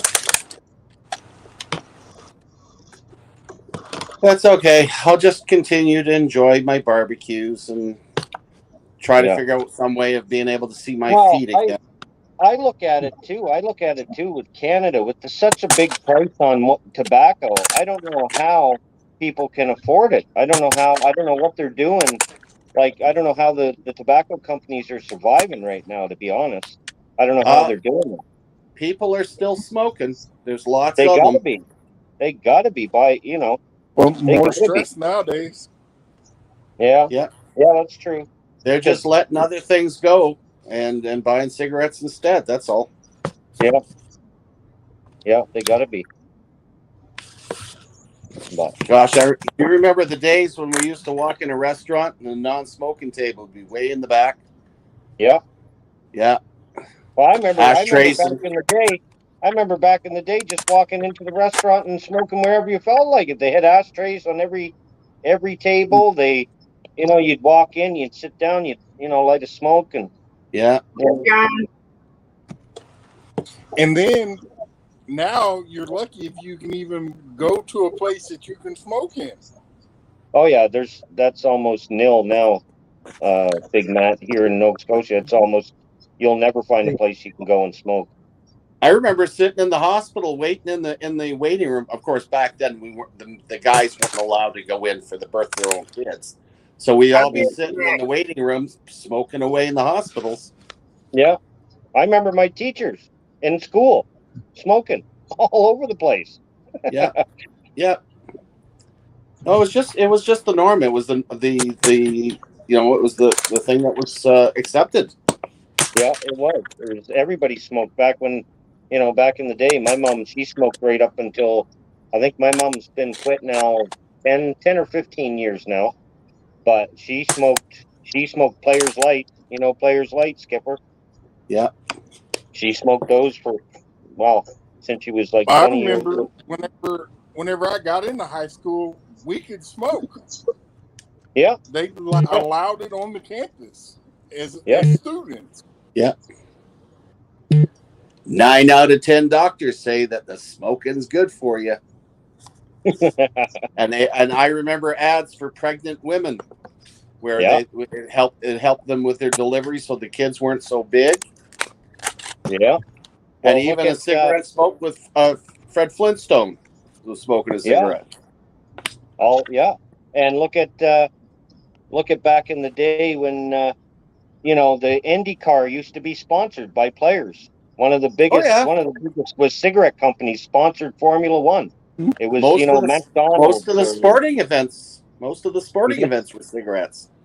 Yeah. Yeah, do that 100-yard dash and just hack your brains out. Yeah. John Paul. What's up, John Paul? Yeah, no, that's crazy what we seen. And that's my grandmother, my 94-year-old grandmother. I talked to her and I'm like, man, what do you think of what's gone on with all this? She doesn't have cell phones or none of that stuff, but I'm like, what do you think of all this? And back in her days, I remember her telling me stories of washing clothes with an old, one of those old washing machines and one of those old, the boards, and not having electricity and using oil lamps, and back in her day, that's what they did. They didn't have all this stuff. And in 100 years, look at what we've got now. In 100 years, how fast this stuff has all come and what we're doing now. So I do remember my grandmother with the washboard, and my mother had the wringer washer. I remember it so well because I got my hands stuck in the damn thing. Yeah, I remember the wringer washer, and I remember Mom or Nanny would do all her delicates on the washboard, but she would do the other thing with the wringer washer machine. And it was hers had you actually had to spin it yourself. It had the winding wheel on it. And I used to, as a kid, I'd be winding it and she'd be putting the clothes through it. Yeah. I love it. Yeah, there's with technology and everything, the changes are, unless you've lived through it, the changes have been so phenomenal. It blows your mind. I mean, even kids today. I remember not that long ago where you would hear parents, as soon as the street lights come on, that was time for the kids to go in. And the parents, if they weren't in, they were calling for them standing on their friggin' porch. Yeah. I haven't seen that in years. Yeah, no. We used to, back in the day when I was a kid, there was skipping ropes. There was, everybody was cool to have a skateboard and a bicycle and and even more important, the kids were out doing chores. And I'm talking not just your own house, but it was I would have kids coming along. Would you want your lawn cut? Do you want your walkway shovel? I never get that anymore. That was the way we used to make money. Yeah. Yep. Yeah. Thanks, Mother Hen. Thank you. Yeah. Down east at Christmas time. Oh, I like Christmas. Down east at Christmas time. We all went out Christmas caroling. Yep. And we made all our Christmas money for our presents by Christmas caroling. Yeah. Never see that anymore. Well, some of the church groups here in Nova Scotia, some of the church groups, they still go out around town and they do caroling, but it's not house to house. It's not, I remember back when I was a kid, like, you go downtown Truro, where I'm from, and the place would be just nothing but lights and people singing and, little festivals going on and people shaking hands. And now that doesn't happen at all. Everybody's in a rush now at Christmas time. They're yelling at each other. They're trying to get in their cars real fast, and they're trying to get their shopping done. Yeah, things have changed a lot. Almost all of my Christmas shopping's already done. Good man. Yeah, that's being smart. Yeah, Crystal does that, but she gets a little closer, but she'll do everything long before Christmas comes. I set up Elf Central downstairs here in September, and from September right through until I start work in November at the mall. We do all the Christmas wrapping, so all the presents are completely wrapped, and they act as my props when I go live when I'm doing Santa online, and all my presents are done. There they are. There's my props all ready to go.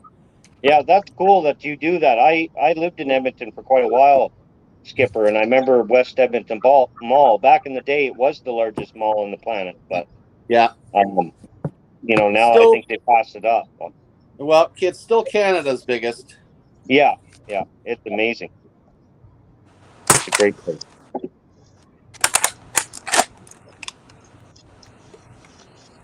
Mom, why did you put a T-Rex in chat? A T-Rex. Oh, she's hungry. Oh, there it is. I think they're trying to say we're all a bunch of dinosaurs. Yeah, a bunch of fossils. Actually, it's because she's so small, and we pick on her that she has T-Rex arms. Oh. She can't reach anything. So we joke with her about that. And now she wants one of those, the T-Rex costumes that people run around and do like the front. Yeah, she wants one of those. Some of those are pretty impressive, but the really high quality ones are pretty expensive. Good evening, Judy May. Hey, Judy. And Judy May. Irene. Well, Hey, Irene. The whole thing, my mom is 4'11", so if I got her one of them T-Rex things, she'd have to alter it. Well, if you're going to go through all that, just buy her the material. And if you're going to go through all that, just buy her the material and let her make her own. She got her sewing machine. That's something else that I remember as a kid. My mom used to make my Halloween costume. She used to always make it every year. I could be whatever I wanted to. And this question is for the guys on the panel, not excluding anybody, but how many of your moms taught you how to cook and sew? Oh, heck yeah. I learned it. I not only learned from my mom, but I learned from cadets too. I learned how to sew in Cadet Corps. They taught us how to. So, but my mom was a big influence. Yeah, my mother was a chef de cuisine. So she taught me very well how to cook, to the point where when I did get married, my wife didn't have a clue. She couldn't boil water. So, and she said, well, if you like cooking so much, you can do it all, which I did. So my children grew up with me in the kitchen. Tracy took care of the rest of the house, but cooking and baking and stuff, that was my business. So to this day, that's the way it is. My wife never, she doesn't have to. Heck, I remember when she made Kraft dinner for the first time. She didn't know to take remove the macaroni from the water. She just added the cheese in. I'm like, what the hell is this? Ruined Kraft dinner pretty near. Yeah, that's pretty bad. I'm glad that happened to you, not me. Oh yeah, you don't want it. Look. Oh, I love Kraft dinner, but it's got to be done right. And you know what? When I was living in New Brunswick and Nova Scotia, I learned some really unique ways of spicing up Kraft dinner. Oh, I bet. Oh yeah, it's cheap. It's cheap. But actually, you know what? The thing is I don't know what they did, but if you have a box of Kraft dinner now, it doesn't taste the same. I don't know what, and it's only happened in the last little while. But me and my young fellow, we love Kraft dinner, and the last few boxes that we've had, we've said the same thing. They did something to it. It's not the same. Mom, I can cook and sew a button. That's it. I didn't want nothing to do with that. I was too busy taking the Tonka truck, burying the Barbies, and running them over with it. Cooking, you said? I've known how to cook since I was 4. Mom showed me how to cook on the wood stove. So if I was hungry, I knew how to make scrambled eggs, soup, whatever I needed to. So, Mother Hen taught you all how to sew. Cooking's not hard. It's easy, you guys. What's the matter with you? What's the matter with you? Yeah, Grey Wolf. Yeah, you cook right now. I still carry what we used to call them a housewife. just a bundle with all your sewing implements in it, and then whenever I go anywhere, I still carry that with me because for me it's just second nature. Yeah. Well, we done, like I said, with cadets, we had to do a lot of sewing. We were taught how to sew. We had to sew all our own badges on. Oh yeah, my mother wasn't going to do it. No. Well, see, my mom wouldn't have done it either, but we were taught that part of becoming a cadet and being in the cadet corps, you had to learn how to do it yourself because a lot of the time, we did a lot of solos. We did solos and stuff in the bush when we were in Gagetown up in Camp Argonaut, and when I did the wilderness survival courses that I did, we'd be set out in the woods with just our ruck packs and our MREs, and you'd have so much for a few days, and you had to live in a few days out in the woods. Good old Gagtown. Mm. Yeah, old Gagetown. They used to have good pizza in Oromocto, though.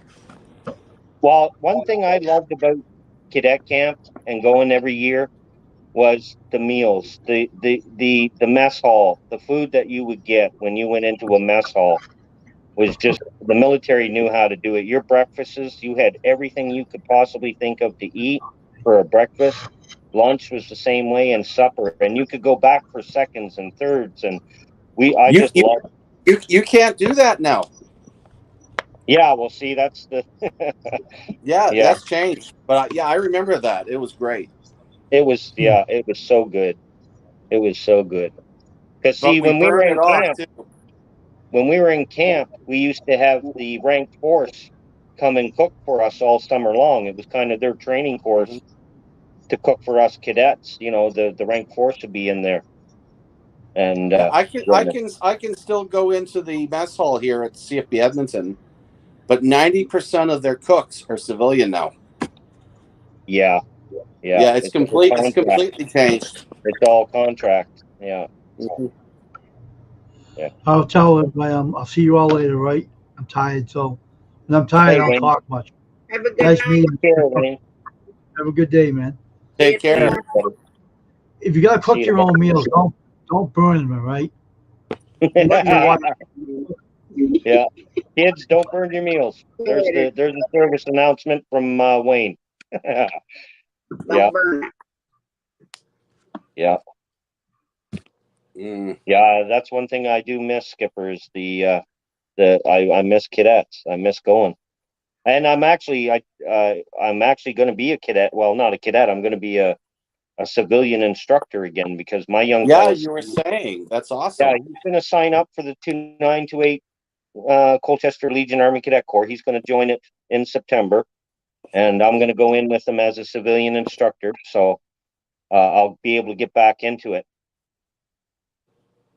So, and I'm retired now, right? So it makes everything easier. I can help them out. I can plan some outings, some getaways, and maybe even be able to get back to Oromocto, back to Gagetown, and back to Camp Argonaut and help them out there every summer. That would be cool.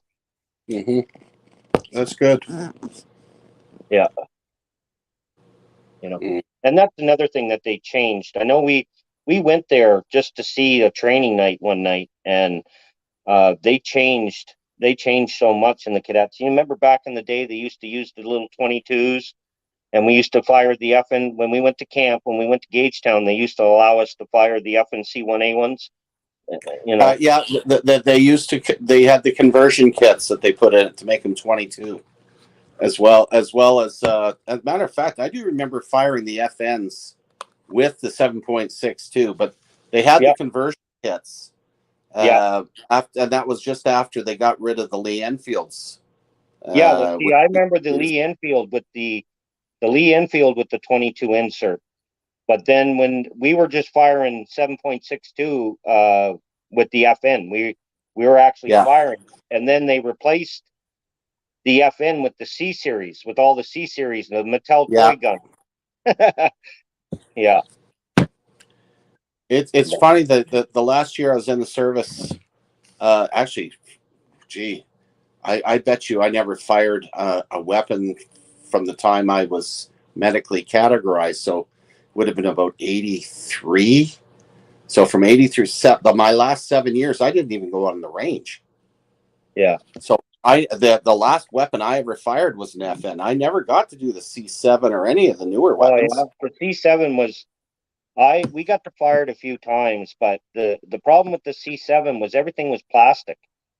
It was hardened plastic. Even the breech block on them was hardened plastic. You know, the FN was a heavy rifle, super heavy and awkward, but you know, they tried to compensate with the actual C7, the C series rifles were made by Mattel Toys. They actually did the forestock, the pistol grips. Yeah, just like M6, the M16. Yeah, everything was plastic and so light. But you know, and it was 5.56 was the caliber on it. Yeah, which was the American standard. I remember the change because when with NATO, the biggest problem with NATO was there was no consistency in the equipment, and it wasn't just weapons; it was ships and everything else. You pull a ship up the dock, you had about 5 or 6 different hoses to hook up to the bloody ship. There was no consistency. That's changed. And that's why a lot of it has been adopted with the U.S. standard in order to now you make it back easier. in the day, we had deuces, we had deuce and a halves. Now those are pretty well gone. Now we got the U.S. stuff like the you know even the Hummers. We got the Hummers now in the Canadian Forces. You know. Yeah, well, yeah. Actually, they've even gone beyond that. There's just I should get my son-in-law give me another tour to see some of the newer equipment. But you know, I do remember the old 53 pattern deuce and a halves, which were all manual steering, and then they went to the MLVWs, the Bombardiers, and I did enjoy those because they had power steering. But you know, suddenly we weren't building up our arms anymore. Yeah, Armstrong steering. You could turn on a dime. That was kind of nice. Yeah, Armstrong steering. That's what they used to call it. Yeah. And I think the largest vehicle was I drove a 5-ton multi-fueler in the Golan Heights was the biggest vehicle I've driven. But that's non-armored. No, well, as a cadet, we were only allowed to. I mean, we took rides in the APCs and stuff like that, and we were in a couple of the tanks, the Tigers. But I sunk an M113. Oh, really? In Petawawa, I forgot to put the plugs in, and we were swimming them. I hit the water and had the front wrapped out. All of a sudden, the water is gushing up. That thing dropped like a rock. Oh yeah, good thing we had the hatches open, but you couldn't get out until it went under. It was just like you're down. That'd be scary for a minute. It was. Yeah. I remember them being down in Argonaut, being in the cadet camp there in the barracks, and we would hear one of them coming down the road. The rank force guys would come. They would be doing maneuvers out behind us. They had a target range, and they would be coming down the road. And I swear they were doing 80 kilometers an hour. They were just flying, and there would be 3 or 4 of them all in a row. Just, you know, and I was like, I never knew a tank could go that fast. Or the Leopards were the German deal track were fast. Yeah, those that's fast what it was. The Leopard. What used to kill me is with the older SMPs. They were all governed. So anywhere you went, you were going like, 50 kilometers an hour, and it's like, oh God, am I ever going to get there? It's just. Yeah.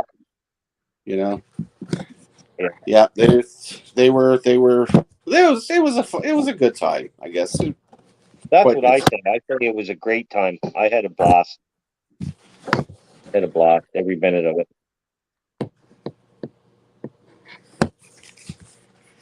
Now, I went directly from that and ended up driving for Edmonton Transit, some of the biggest vehicles I ever had. You saying that is a good job. I remember when I first landed in Edmonton, Me and my buddy, we landed. We got right to Edmonton, right to the city. And I remember we had a couple of buddies that we chummed up with that was just getting on with the transit. They were doing their testing. They were being taught how to drive these buses, the accordions. And you know, those articulated buses are the yeah, easiest and the best ones to drive because they have the Hubner joint right in the middle. So you have instead of a 40-foot turning radius, you have a 30, even though it's a 60-foot vehicle, right? Very easy to drive. Yeah, these guys, and they were making, I mean, these buddies of ours, back then we were only 19, 20-year old. They were buying themselves Jeeps and fancying them all up, and they had all kinds of, they were doing really well for themselves, and they were always, oh, you should go apply, go apply, go apply. And I was like, geez, I don't want to drive one of those big buses in Edmonton. I'll tell you, the whole time I worked for Edmonton Transit, I never had a problem with money. I mean, you get in some really good hours. You're guaranteed 37 and a half hours a week, but you're making $32 an hour. Yeah. You know, and then you start getting the overtime, you double and triple time. It was not that hard to pull in some really good paychecks. Did you ever drive the electric ones, Skipper? The electric buses? The trolleys? Of course I did. That's the old Jimmys. Yeah. I tore down more. I tore down more wire than you ever want to know. I always wondered about that. The thing is, when you make certain turns, you like certain corners, like Cromdale, which was the worst. You had a choice. You can either go straight forward or turn to the right, and there was a toggle switch that just on the side of your console. You hit this toggle switch, and it would signal the switch up top to move over. Well, that stupid toggle switch half the time never worked, and it would get caught in the V. And the moment it caught in that V, those freaking poles would lock and pull all the wire down, and the entire intersection was nothing but these high voltage lines everywhere. And what do you do once they're down? You got no power, so you coast to the side and sit in the bus with your full bus full of passengers, and nobody can get off because everything's electrified. Oh my. I always wondered about that because I seen those drivers, and I mean, back in the day, I don't know if it's that way now in Edmonton, but back in the 90s, this was early 90s, there was just so many of those wires hanging, and I always thought it, to the guy, I said, like, what happens if you you tear down all the lines and you drive right off? Yeah, I just told you. There was an occasion that down near the museum they had a metal bridge, and it happened there, and those live wires hit that metal bridge and electrified the whole thing there too. So it happened. That's all gone, by the way. They sold it to, I think, to Columbia or something. all those trolleys are gone. Yeah. So there's no wire now. We got the LRT coming in, so we have the north-south line that's pretty well set. And they're putting in the one from downtown to West Edmonton Mall, actually going right out to Lewis Farms here. Hey, Youper. Okay. Hey, Youper. What's up, Youper? Good to see you. Sorry, I didn't mean to cut you off, Skipper. Oh, no problem. The best part of me having worked so long with Edmonton Transit, I got a lifetime bus pass for me and the wife. So if I really want to... Yeah, but I hate going on those buses. I can't say I didn't mind them. The buses, the transit system that I really didn't like was Ontario, in Brampton. The Brampton Transit and the Mississauga Transit was really like I said, I was on both of them. I've been on Edmonton Transit and Vancouver too. But I was also on. I did a lot of traveling on the Ontario, and Brampton Transit was just horrible. They put so many people in their buses. Like, I thought there was a limit, but there must not be, because there would be people, and the bus ride would be 2 hours long, right? Yeah, it would just be jammed. Yeah, it was awful. It was awful. There's a lot of my appointments are on the north end of the city. And if I take my car, it takes me 25 minutes to get there.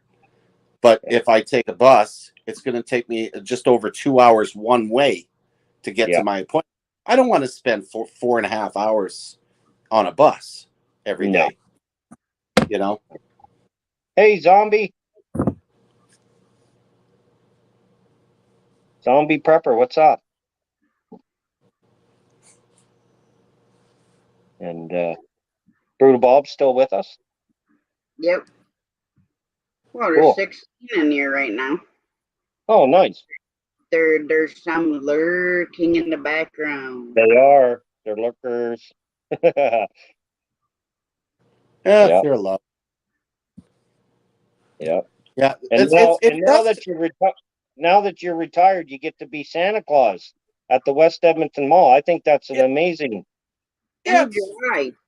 2 months out of the year. I mean, that's not, being retired. Hey, that's great. Yeah. And the thing is, when I'm not working there, any of the private gigs, a corporate gig will pay me $300 an hour. Oh, God. Oh, wow. Yeah. For community groups, 150. So it's good money. It is. I always knew it would be too, but again, being that's here in Canada, and I know Edmonton, to be the West Edmonton Mall, that's pretty prestigious. Yeah, and believe it or not, there's 7 of us that do it. So that because they now don't have just the one location, they have the 3 different locations, but also we need to have days off too. So we switch off and whatnot. So I'm happy if I get if I get 5 days, that's a really good week. But if 3 days is fine for me, because they're 10-hour days. You get an hour off, and you're working where you see a family every 6 minutes. So every 6 minutes, boom, boom, boom, boom, boom, boom, boom, nonstop, and it's under the lights for the camera, and it's pretty brutal. And last year we had to wear a mask. Oh yeah, and you're in the suit and everything else. Yeah. Oh, it was just Yeah. You get home and you're absolutely soaked. You're just like, oh man. Yeah. But I enjoy doing it online. I think that's my favorite, other than my little community thing I do. But doing it online for the kids within the community, that's all free. So if a family wants me to do a video to talk to their children or grandchildren, I lock it in on my channel so that there's no comments can be made. And the kids have to remember you, because I want my 13-year-old boy to see you, and I want Grayson to see you, because he seems to think otherwise, and I want to show him. So I can't wait till you do it.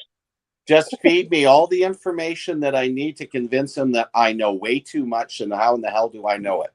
Yep, I will. And that blows their mind. Mm-hmm. Yeah, I will. We'll have to do that, Skipper. We'll have to do that. It'd be good. Yeah, it'll be a lot of fun. So yeah, and of course, I do I have the 2 channels that I'm actually I'm 3, because I go on Dale's now twice a week too. But that keeps me busy. And it's like the live feeds. You sit there and it's enjoyable, but it depends on the theme. Like if it's a casual, like today was a casual one. Yesterday's was 2 hours, and it was all on classical numismatics, and we had an expert come in teaching about ancient coins. Oh, nice. And that was really interesting. So we did that, and we did the wheel and everything. So those are good. So that's twice a week we do that. So again, I'm retired. It's giving me something to do. Yeah. Yep. I got to stay out from underneath my wife's feet. She'll kill me. Yeah. See, my wife disrupt her routine. Yeah, Crystal. She still teaches. So she's 11 years younger than me. So she's not even close to retirement yet. You too. My wife's 12 years younger. Those younger women, they like us old guys. Hey. Yeah, does something. But yeah. But my lady was a stay-home mom. We had 7 kids. Oh wow. So there was no time. Come on, I was in the Army. I was away a lot. Anyway. Yeah. Yeah, it's when you came home, you made the babies, and they were made And quick. then I went off again. It kept her busy. Yeah. Well, my Kids were bloody grandfather did it. starving. My grandfather, he was in the forces, and he did a lot of that too. He would come home, and they had four, and he would come home, and Nan would be pregnant, and then he would go somewhere else, and then he'd come home, same thing. Then she'd be pregnant for the next one, and he'd meet the new one, and he'd go on again. Yeah, yeah, yeah. No, I was glad to retire from the service. That was a lot. 8-9 months out of the year gone. That was just too much. Gramp retired from the forces, but then he became a commissioner.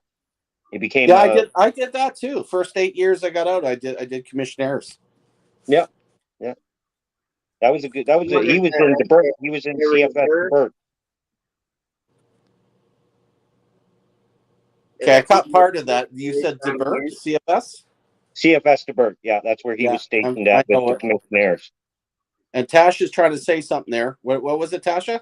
I said, is that like the reserves down here, where you can get out but you stay in reserve, so you're kind of we do have that option here.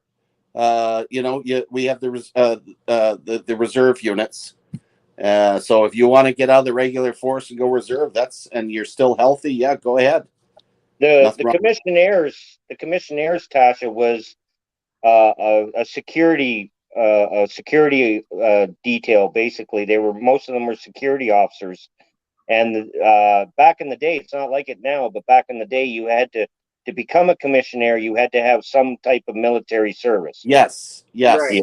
you're right. They did that up until just when did they change that? About 20 years ago. Then they switched it over. 25% of the members could be civilian, but the commissionaires, to really understand that, don't mistake them for reserves or anything. This is an organization that was started right after the Crimean War. Veterans of the British Army were coming home, and they were disabled, missing arms, legs, whatever. They were starving on the streets, and a politician come up with a crazy idea. Hey, let's put these guys in uniform and make them security guards. And so you'll see commissionaires started from there, and then went on to Canada.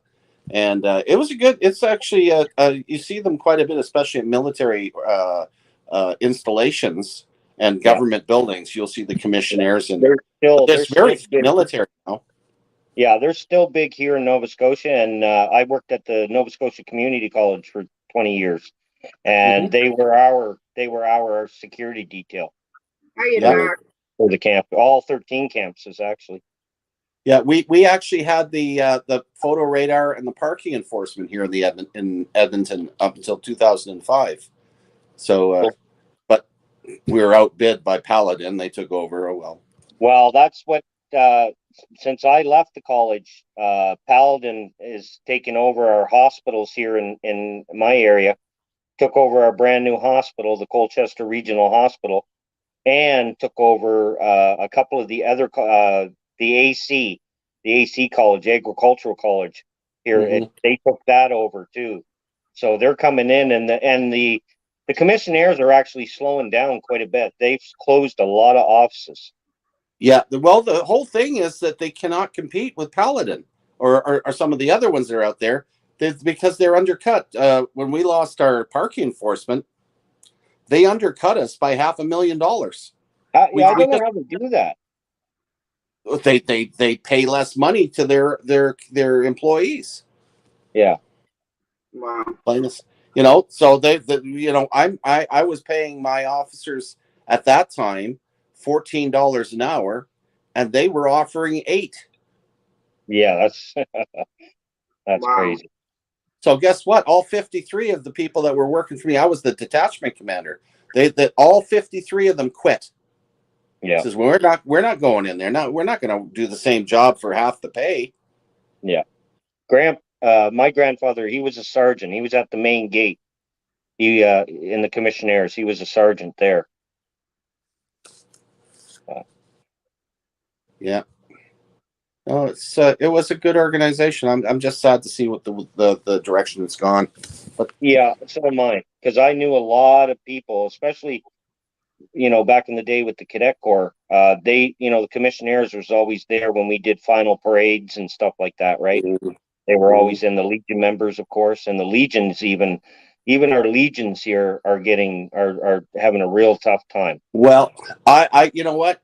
If the powers that be in the like I'm a member, if the powers that be in the Royal Canadian Legion do not start listening to its veteran members to stop what's been going on in there, the Legion's going to die. It's just going to die because what they've gone and done is they saw that they were losing veterans, so they started allowing non-veterans into the Legion, who in turn were allowed to become executive members. Now the Legion is being run by civilians.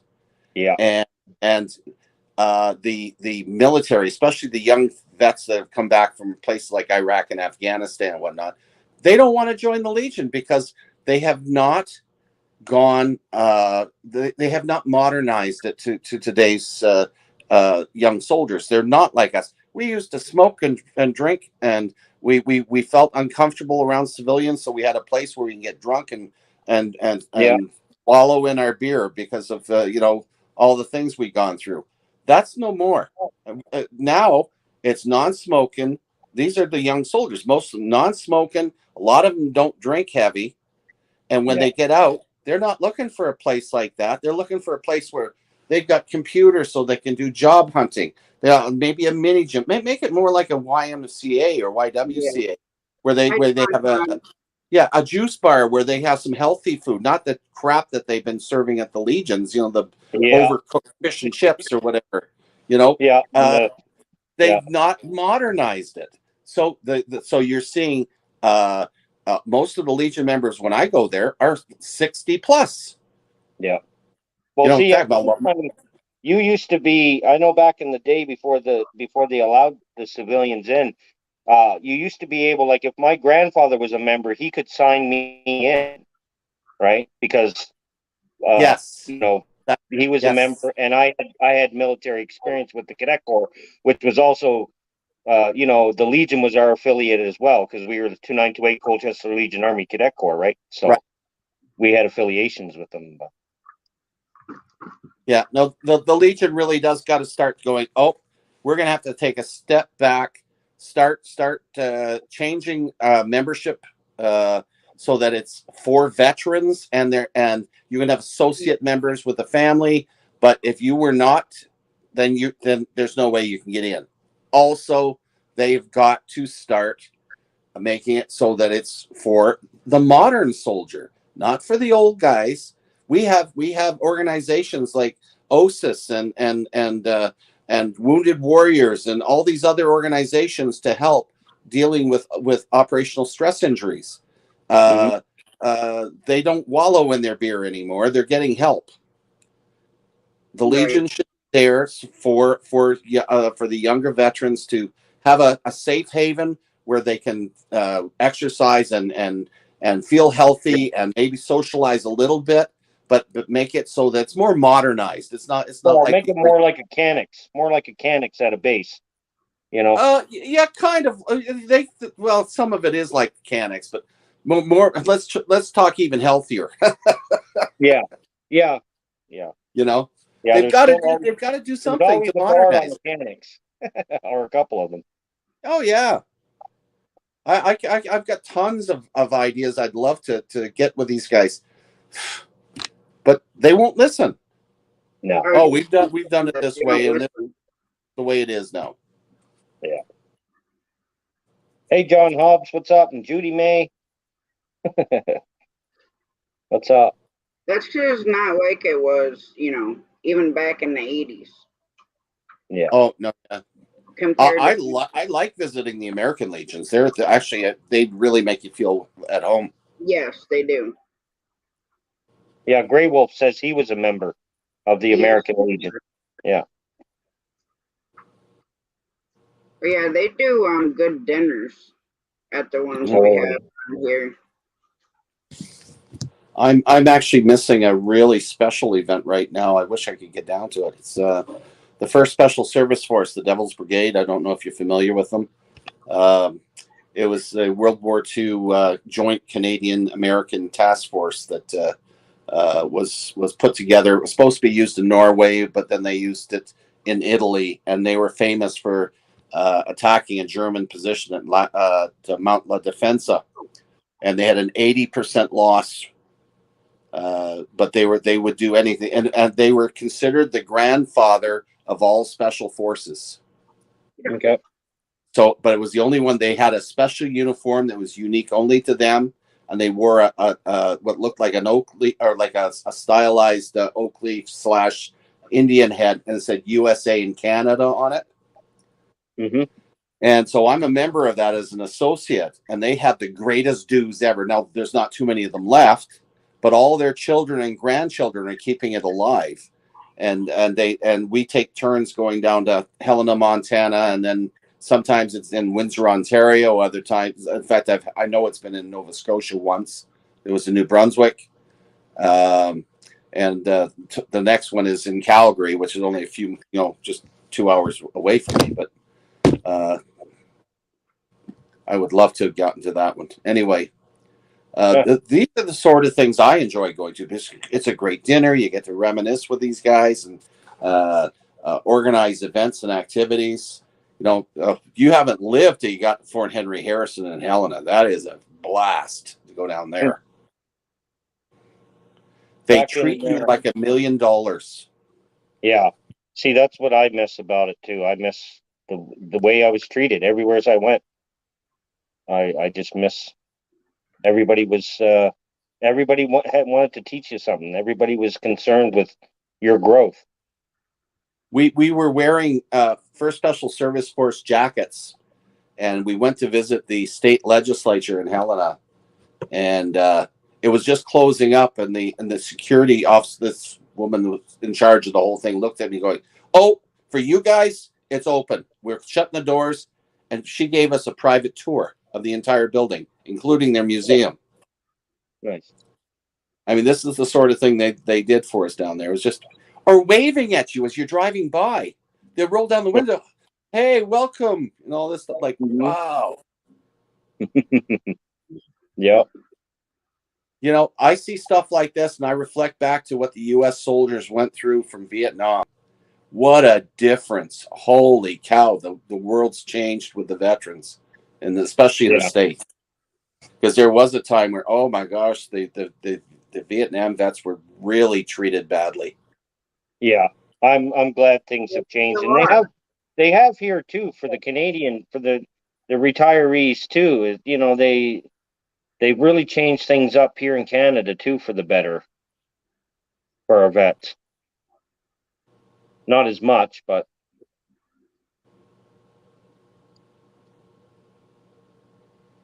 I'm trying to catch I should have worn my glasses. I can't. I got a 90-inch screen here, and I can't read the bloody. Clark's Homestead says I visited Canadian Air Force Base up above North Dakota back in the early '90s as a weekend swamp visit. We did the curling. He did the curling. Curling. Oh, you know what? When I love it when they do that. We've done that too in the past. We go back and forth with the go down to their different bases down there and hang out in the Fort Benning or wherever the heck you might end up. Those are a blast. Yeah, there's baby girl. You got to watch here too. I mean, we have a super amount of homeless veterans here. The part that peeves me off is you have also people that are out there faking to be a veteran. Stolen valor, yeah. I hate stolen valor, and the one thing that really I've noticed, if you are a veteran and you see someone that's doing stolen valor, you can almost tell instantly that they're not the real thing. Yep. And you can go to like any Army Navy store and then get a bunch of different uniforms. Yeah. You know, and alter them and put this on and put that on it. Yeah. But You got to there's know so how to wear many them, though. that do it. You got to, you got to really know. I know with us here, with my cadet corps, we were a Highland Corps. We were Highlanders, so our uniforms were unique. And, we could always tell when somebody else was either out of uniform or wasn't up to par, if you will. We always made sure of that. So you can definitely tell when, especially people that are in the unit or in the forces that they're from, they know how to wear their uniforms. Mm-hmm. Doggone right they do. Yeah.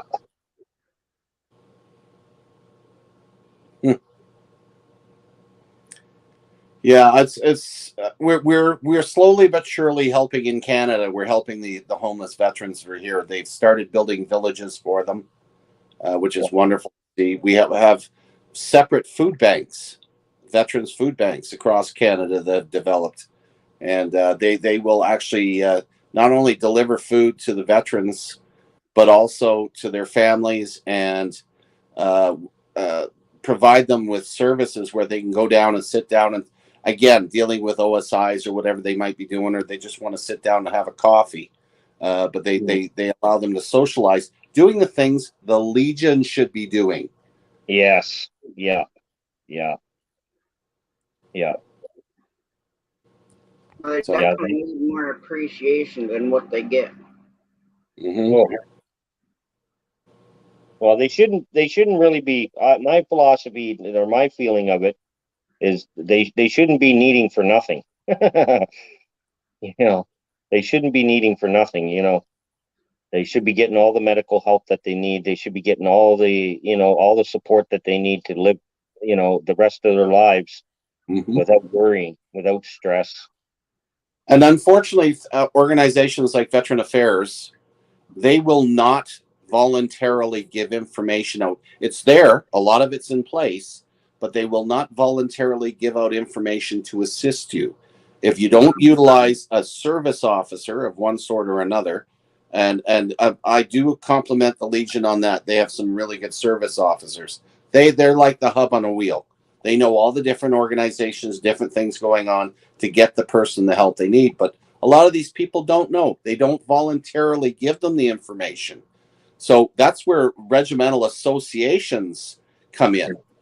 The regimental associations are kind of out there going, okay, we found Joe Blow out here as the first Patricia. He's sitting in the back lot. He's on drugs. He's fallen through the cracks. Let's get him off the street, get him cleaned up, and whatnot. They have been getting marrying them up with the service officers and getting them the assistance through Veteran Affairs. And once we get that going, there's a 3-stage problem with Veteran Affairs. They almost 99% of the time they refuse your first application. They want you to quit. They don't want you to follow through. It costs the government money. Yeah. So you always go the second round. The second round, you got probably a 70% or 75% chance of getting through. If that doesn't go through, you go through the third time. It'll take you a year or more.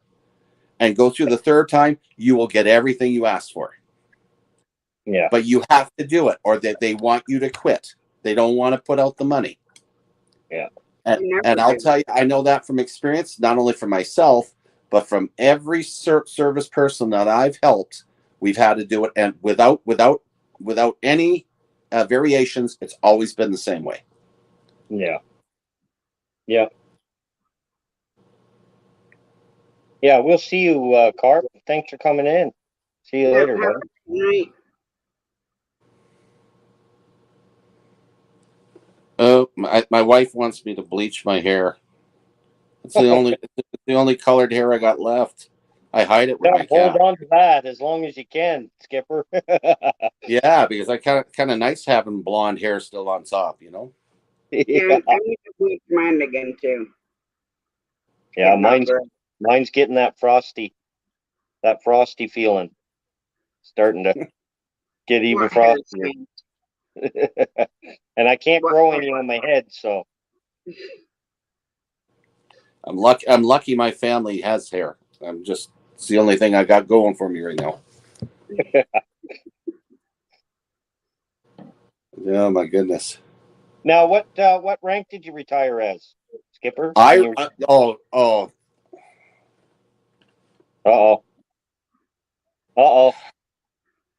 I was a jack of all trades, master of none.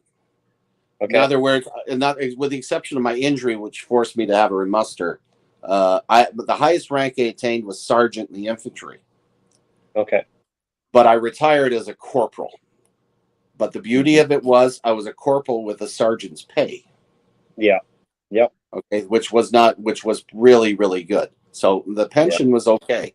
But I mean, the thing is, I look at, what, going through the cadets, the rank structures from the States compared to Canada, right, is so different. And there's so many more ranks in the Marines and in the armies than there are in ours. We only, ours only goes, from a private to a general, a full general, right? The ORs are especially different. I mean, we had master corporals that had 16 years in service. Yeah. 16 and still a master corporal. Yeah. But they had the knowledge. They could have been a master sergeant down in the States. Yeah. Because we were cross-trained with so much. And I'll give you a really good example of the difference between the Canadian and I mean, the Americans are well trained, but they specialize. So they do at least back in the day when I was in, they could hopefully they've changed a little bit, so they cross over a bit. But I mean, they have their specialist ranks and everything else. Whereas we had to know every position in I'm talking infantry now. If my sergeant bites the bullet, the master corporal will take over. And master corporal takes the corporal will, and if corporal goes, the private does. We know the job completely. When I was down Fort Benning it was part and parcel of the U.S. Ranger course, but they put us on a 2-week exercise. We were mechanized infantry. So we were in carriers, and we were used to doing our own repairs. So if we threw a track, we'd be out there with drift pins, and we put our track back on. Yeah. But because of the way the Americans wouldn't let us drive those buggers, so here we were in the back riding with the American driving. Well, it was their APCs anyway, but they threw a track. So we went out and we were ready to change the tracks. He had a really thick accent. He said, "What you old Canadians doing?" He said, "Get back down, sit down. I've ordered us another carrier." I said, "What?" Yeah, we waited 2 hours for a carrier to come up, transferred all our stuff into a new vehicle, and then took off. Well, we weren't used to that. Of course, then again, we Canadians didn't have the highest quality equipment because we had to fix it all the time. It was old. It was old stuff. It was ancient. Yeah. Yeah. So but I think nowadays though with the modern soldiers with the better kit, they got Kevlar and they got all night vision and they got all these cool piece of kit. I'm pretty sure that their standard of training has come up a long way since the 70s. It would have to. It would have to have. But yeah, there was a lot of changes. There was in a short amount of time. Advance in line. Bullets, bullets, bullets. No, we don't advance in line. Well, what do you think we are, redcoats? That's the same as here now with you probably know, Skipper, with the big Irving thing going on here in Nova Scotia, the Irving shipyards. We got the contract to build new ships, but as you see, we haven't heard hide nor hair about it since. There's building patrol ships. They are building patrol ships, but we were under the understanding that they were going to build us some actual ships again or refit the ones we had. But boy, those Irvings, they got their hand in a lot of stuff down there. Oh, JD and KT. It was oil refineries and ships and you name it, they've got lumber and logging and everything. They're in everything. That family's not short of money. No, well, same as the Sobeys. The Sobeys family, Oh Sobeys, yeah, I know. They're they're out getting here good. now, you know. I know that. I heard that I heard that today, and I was shocked to hear that. But I did hear that today, and I didn't know that they were out that far. But yeah, the Sobeys family is really they're starting they're starting to get their notches in their belts too. So God, what we? I guess we didn't do the right thing. We should have come up with. as an Oh, Irving, should have came up as an Irving. I missed some opportunities there somewhere. Yeah. What should have gone and invested in Apple and Yahoo and Tim Hortons. Tim Horton. Actually, Tim you know Hortons. what? There's a Right. cool story that back in the day when I was a young kid going to school, my teacher, my English teacher, had a chance to go in partners with uh what's his name, with the gentleman that started Tim Hortons. Um, but he had a chance. He knew this guy. They were good buddies. They went to university together, and he had a chance to actually go in on this. And the guy said, "A coffee shop? You're silly." And my teacher said, "You're silly," and he didn't. And then look what Tim Oh, Hortons became. oh, such a loss. Such a Mm. loss. And that was a short amount of time too, because when he started it just took off and it was everywhere. And but the English teacher, he didn't put his money in, and so he didn't get any of the. He could have retired. Lost opportunities. Yeah, and he Tasha, told you're me. being awful quiet over there. That's because I'm listening to what you're saying because I don't know like half the stuff you're talking about with like the military. I just know what I see around Yeah, here, and I yeah, don't like that. Uh, Because here you even got to fight to even get any attention at the VA hospital here in Albany. They're oh, horrid. that's too bad. Yeah. They don't want to do anything. And if they do, they just want to pump you full of medicine and send you on your way without even, knowing fully what's going on. yeah. So I Yeah. get quite peeved over that kind of stuff because I don't think it's fair for the people that have served our country.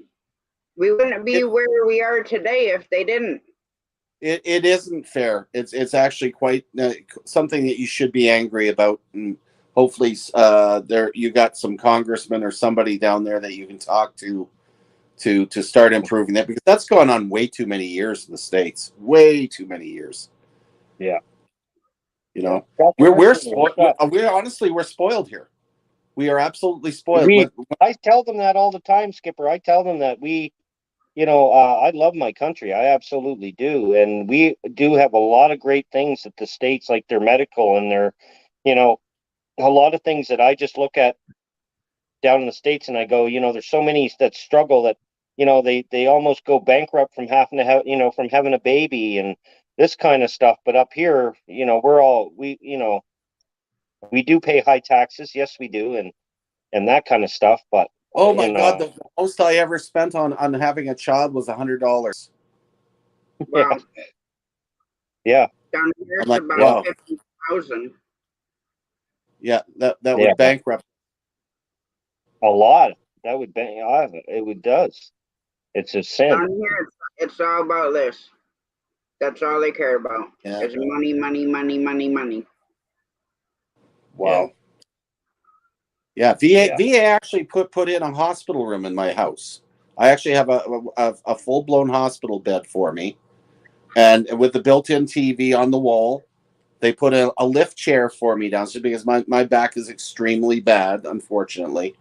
I have an occupational therapist and a physical therapist that come to my house. Yeah. Yep. So that's the sort of thing that that's the difference. The Canadian government will do for you if you put them in. Again, you have to fight for it, but once it's in place, it's there. Yeah. Yeah. VIP, they give annual VIP payments to veterans who are upwards of over $5,000 a year for snow removal, cutting your grass, doing any house, if you need a home care, house cleaner, whatnot. They'll send one in. That's what the Canadian government does. Yeah. And that's what the U.S. government should be doing for their veterans. They should. They absolutely should. No question. The U.S. government basically throws our veterans away after they are out of the military. Yeah, Grey Wolf, you're right. Yeah. It's a shame. And see, you get some people that they'll tell you, go have them put you in the psych ward for 30 days, which is sad, and you'll have 100% when you come out. But yet, when you do come out, they also have you on like 10 different medicines. Yeah. That a lot of times have cross side effects. And they do that so you have to go back and fight to get help for them to even figure out what's going on, whether it's the medicine or you're actually having, something going on with your body. They don't care. Yeah. Even from a civilian point of view, they don't care. Like, I can't afford all my medicine. Yeah. My one pill that I'm supposed to take because I have microscopic colitis is over $600 a month. Ooh. And I have Medicare. They won't cover it. I'm retired. I got Blue Cross, which is just an amazing company, they've done everything for me. But you're Blue Cross down here too, but you're gonna pay out the butt for it. Yeah, it is expensive. But see, my pension pays my employer pays it all my premiums. I don't have to pay any premiums. They pay it all, and I get my pension, of course. And Blue Cross is 100% of everything. They pay everything. There's nothing. I don't pay for nothing. And you know what's good about that? You're going to end up getting it at 65.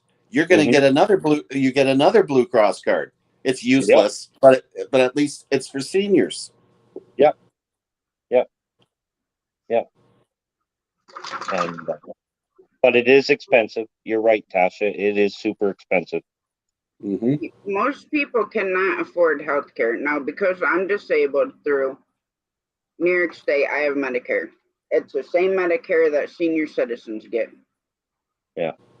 And there are other people that the government should take care of. Oh, they should. They can't afford their meds either. It's okay, do I buy food or do I pay for my meds and eat cat food and crackers for the rest of the month? And seriously, that's what happens.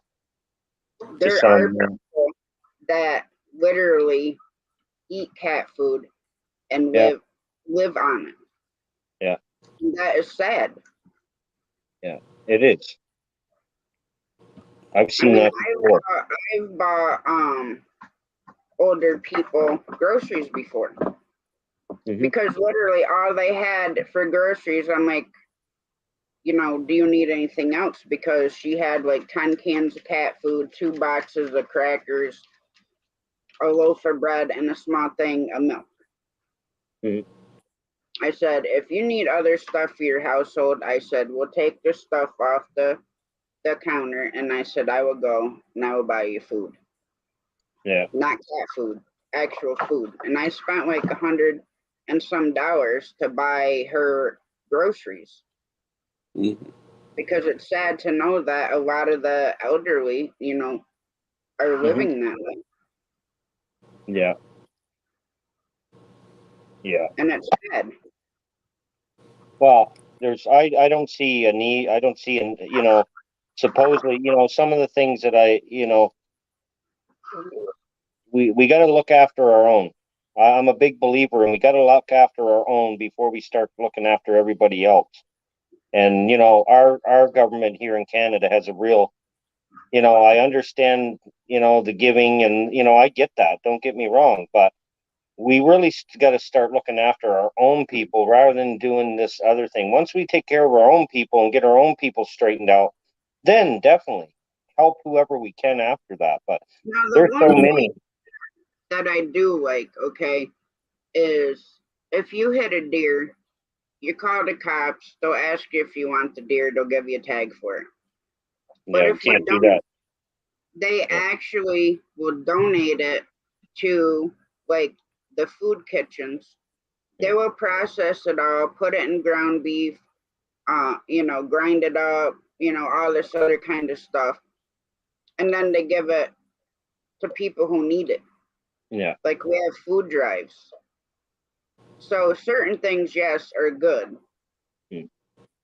But I like how they do that with the deer because that's a way better meat to eat than beef is. Yeah. Because They did that out in British Columbia. They did that all the time. That was a big thing out in British Columbia when I lived out there. But here in Nova Scotia, they don't do that. If an animal gets hit here around here, anyways, in my area, they call the Department of Transportation. They come out with their highway trucks and they pick the carcass up and then they take it to an actual a dumping ground, and they leave the car. They'll leave the carcass there, right? Like they. I don't know if it's against the law, but I know, like I said, in British Columbia, that's what the game wardens used to do out there. Is they would show up on scene with an animal and look it over and see if it would be suitable enough to give to the food bank, and then they would take it and they would do it. They would get it cut up, right? But see here too, if you hit a deer and you do not call the cops, it doesn't matter if you have no damage or you have severe damage. If you want your insurance company to pay for it, they won't unless you have a police report. Actually, that's Alberta too. Yeah. Stuff like that. But like I said, I've hit quite a few deer, and I always get the tag, and I just take it home and get it cleaned up because when you hit them, you get a mess. Yeah. So if you don't get it cleaned up that night, it all go in the garbage. Yeah. Yeah, you got to process it right then and there. I've only hit one animal in my life, and that was a duck in full flight. Ooh. And it nailed me in my window, and all I heard was quack, whack, and my windshield was gone. I was covered with duck guts, and it was horrendous. Yeah, that's one thing I have never done. I'm gonna knock on wood. That's one thing I've never hit an animal. I have never hit an animal. I don't know. Maybe happened to me. It was so foggy you couldn't see, and I had my window down. I was going to my best friend's take her to the hospital because she was having carpal tunnel surgery. So I had the window down, couldn't see. This doe come out of the woods. Her head smacked the windshield. Her butt came in because I had my window open. If I didn't have my seatbelt on, I'd have been out the passenger side window. Oh. That's how hard her body hit me in the head. Oh. Ooh. Yeah. Yeah. So I'm lucky I still have a head. I mean, I wasn't going fast, but would, just the impact of it. Yeah. Well, you must have suffered a concussion then. Yeah, I had a concussion, Yeah. It hurt. Well, see, out west, the other thing that was a big deal out there was with our moose, with the BC moose. A lot of car accidents that happen with it would be fatal because the moose out there are so tall that the cars literally drive underneath them. And the bellies rip the roofs right off the car and decapitate everybody in the car all at once. Like we've seen a few of them in the town. I lived in Belmont and McBride in the Robson Valley area. And there was every year, it was brutal for a few years there. There was just constantly accidents on the highway on the Coquihalla. Yeah. Well, yeah, they weigh over 1,000 pounds. Oh, some of them 2,000. Some of them too. A lot of the BC moose are like 1,500 pounds is a regular moose.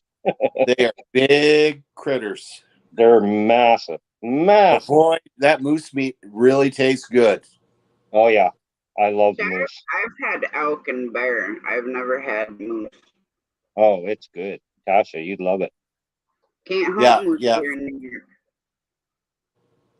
I remember sitting in Cyprus in 1976 My buddy Jim Hoax from Newfoundland had his family. He shipped a big jar of canned moose meat.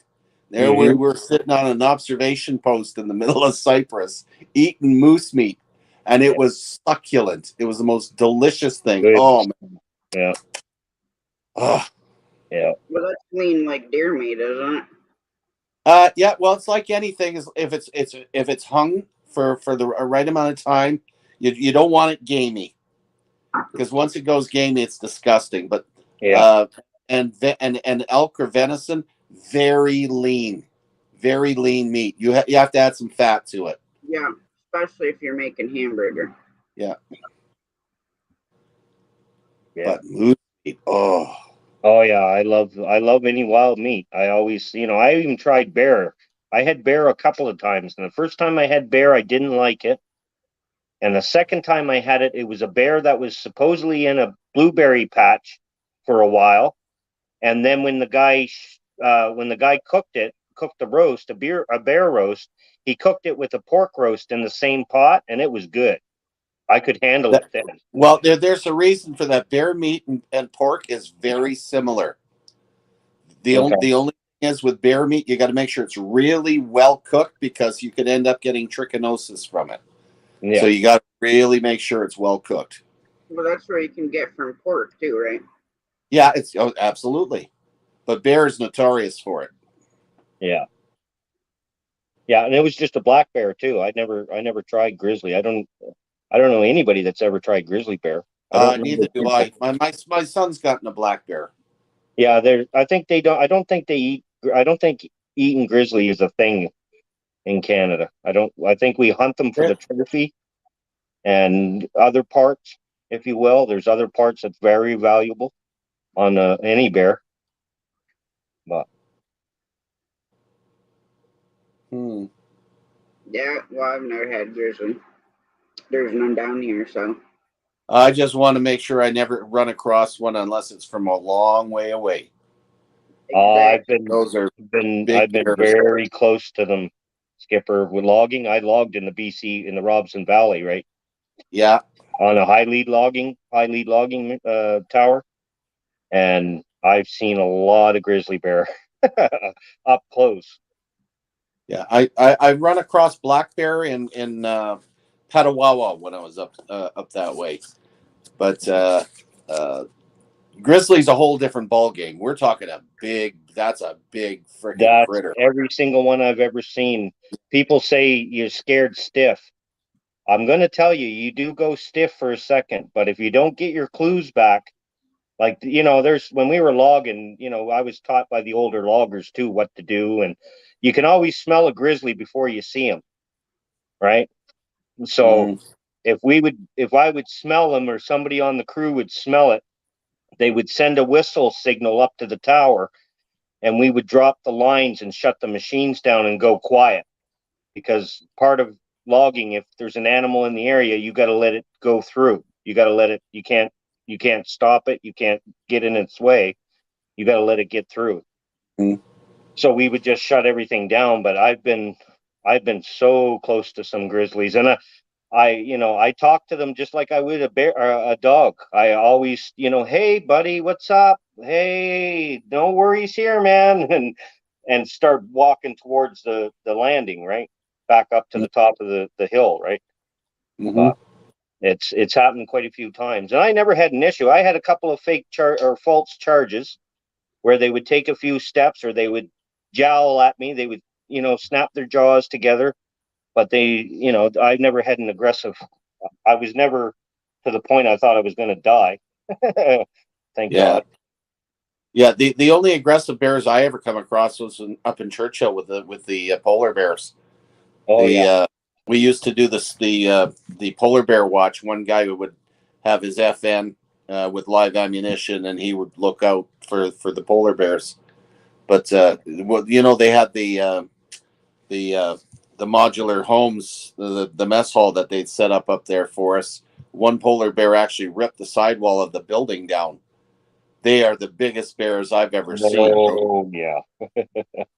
When I was younger, Skipper, my grandfather was in a business deal with Nunavut Northwest Territories, if you know Nunavut. Oh yeah. And him and his partner built the first mall up there, the first mini mall. And that's cool. My grandfather, this is way, way back. I mean, I'm 48-year old now, and I think I was 8 or 9 back then when me and Mom went up, because Gramp wanted her to run the clothing store for him. So we spent 2 years in the Nunavut Northwest Territories, and then we moved back to Nova Scotia. But yeah, wow, that's quite an experience. Oh, yeah, it was. I had frostbite every single day for the first 2 weeks.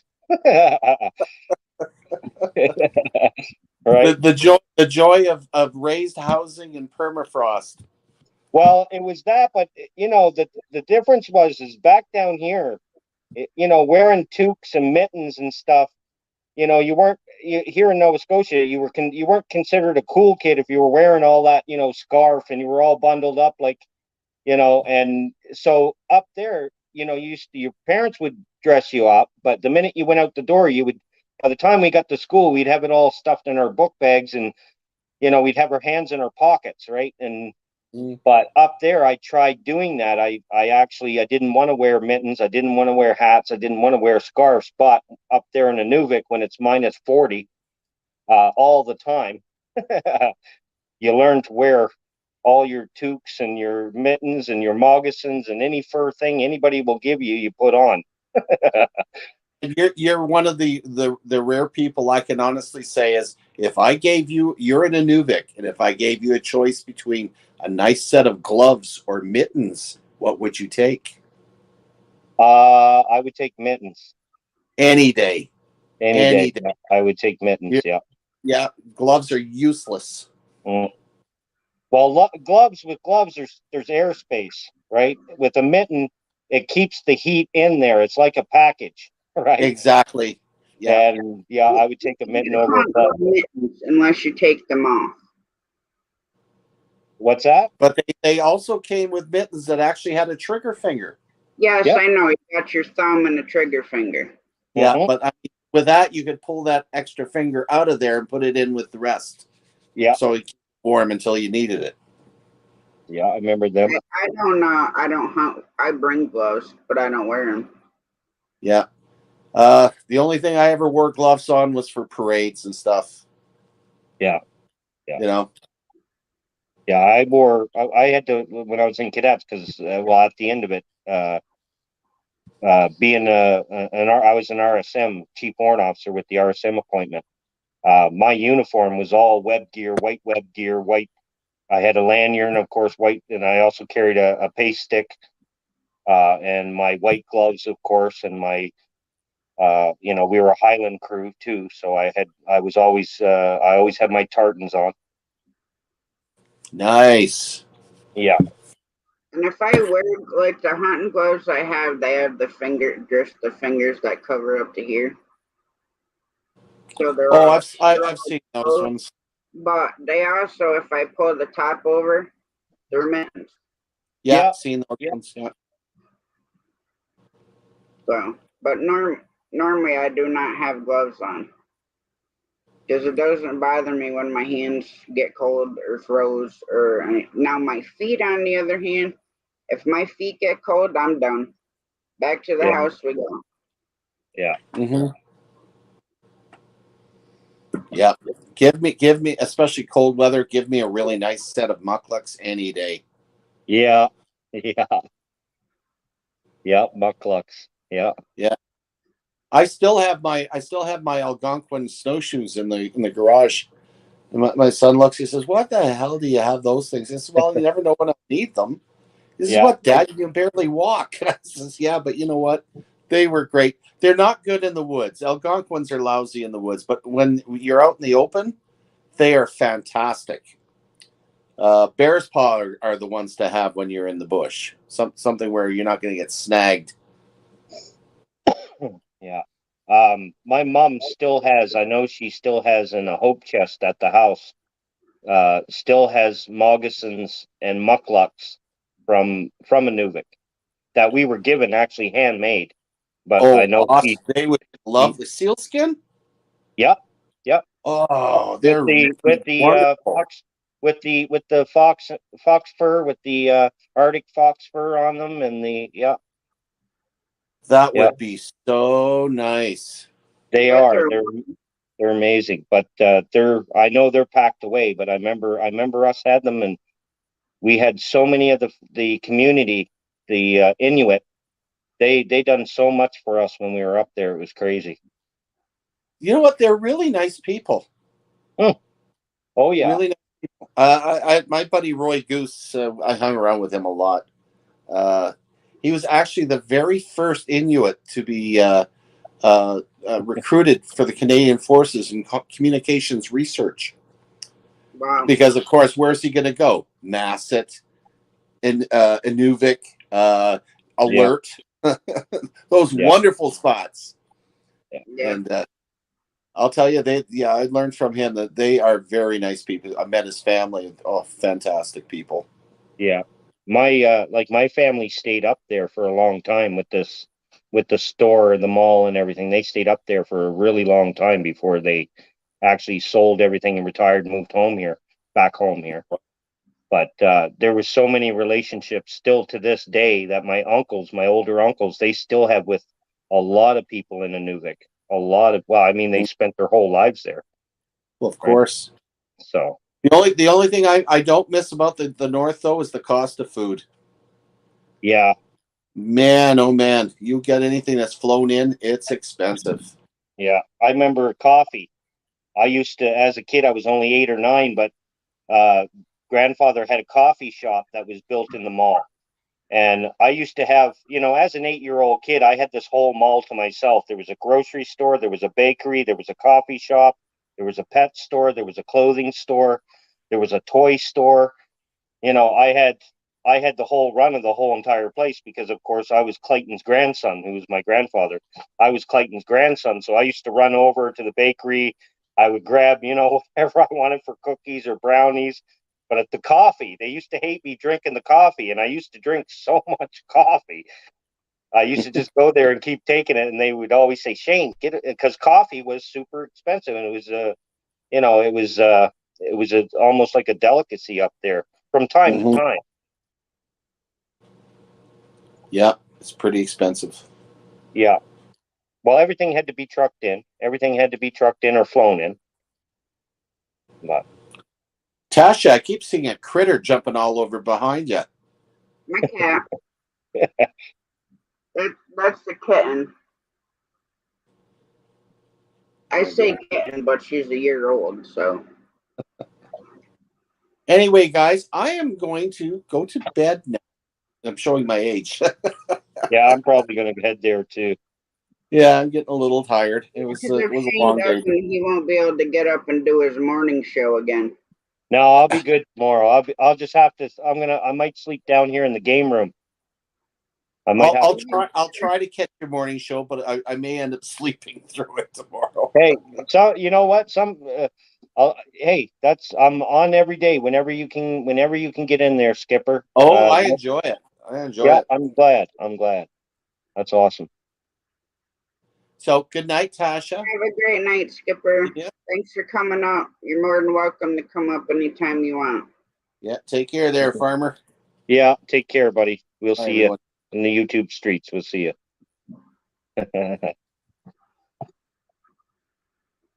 Oh, there's poor old Shane need to go to bed.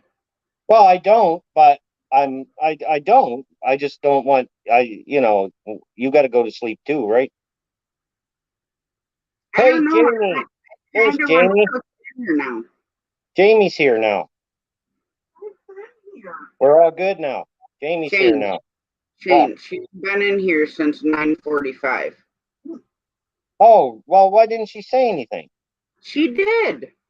Okay. I was on my way home. She said hi. She was on her way home, and I was at like 9:40. Yeah, I heard her. I heard her say that, but I didn't know she was there. Yeah, she's still here. She been listening. Lurker troll. Oh, she's a lurker troll. She says. She's one of them. Well, that's because I had to have her lurk for me. Yeah. Mother hen's probably gone to bed already. Well, she ain't sent me the good night message yet, so Oh, maybe not. she ain't gone to bed yet. See, who wants to go to bed when the truck stops open? Well, that's what I'm saying. But now I want to cook dinner. Jamie wants to go to bed. My stomach's growling. Yeah, well, go eat and get to bed. Have a sleep. No, I can't eat and go to bed, Shane. That's how I gain weight. Go to bed and then get up and eat. Yeah, because I think I'm going to cook dinner in the afternoon before she goes to work. Eat a couple of Twizzlers. I don't have any. I'm eating these little, what the hell are they? Mike and Nikes. Ah, those are still licorice, aren't they? No. Oh, okay. They're almost like a gummy, except they have a little bit of a hard coating on the outside. But they're like gummy feeling on the inside. I've never had one. I've never eaten Mike. You're good. I'm gonna hang out until we're at least past the 3-hour mark, which we got about another 4 minutes, 5 minutes. Okay. I don't like stopping on odd time. Yeah, no, I get that. That's not a good thing to do. That's just bad Oma. Yeah. I'm superstitious. I like to normally go at least a couple minutes over.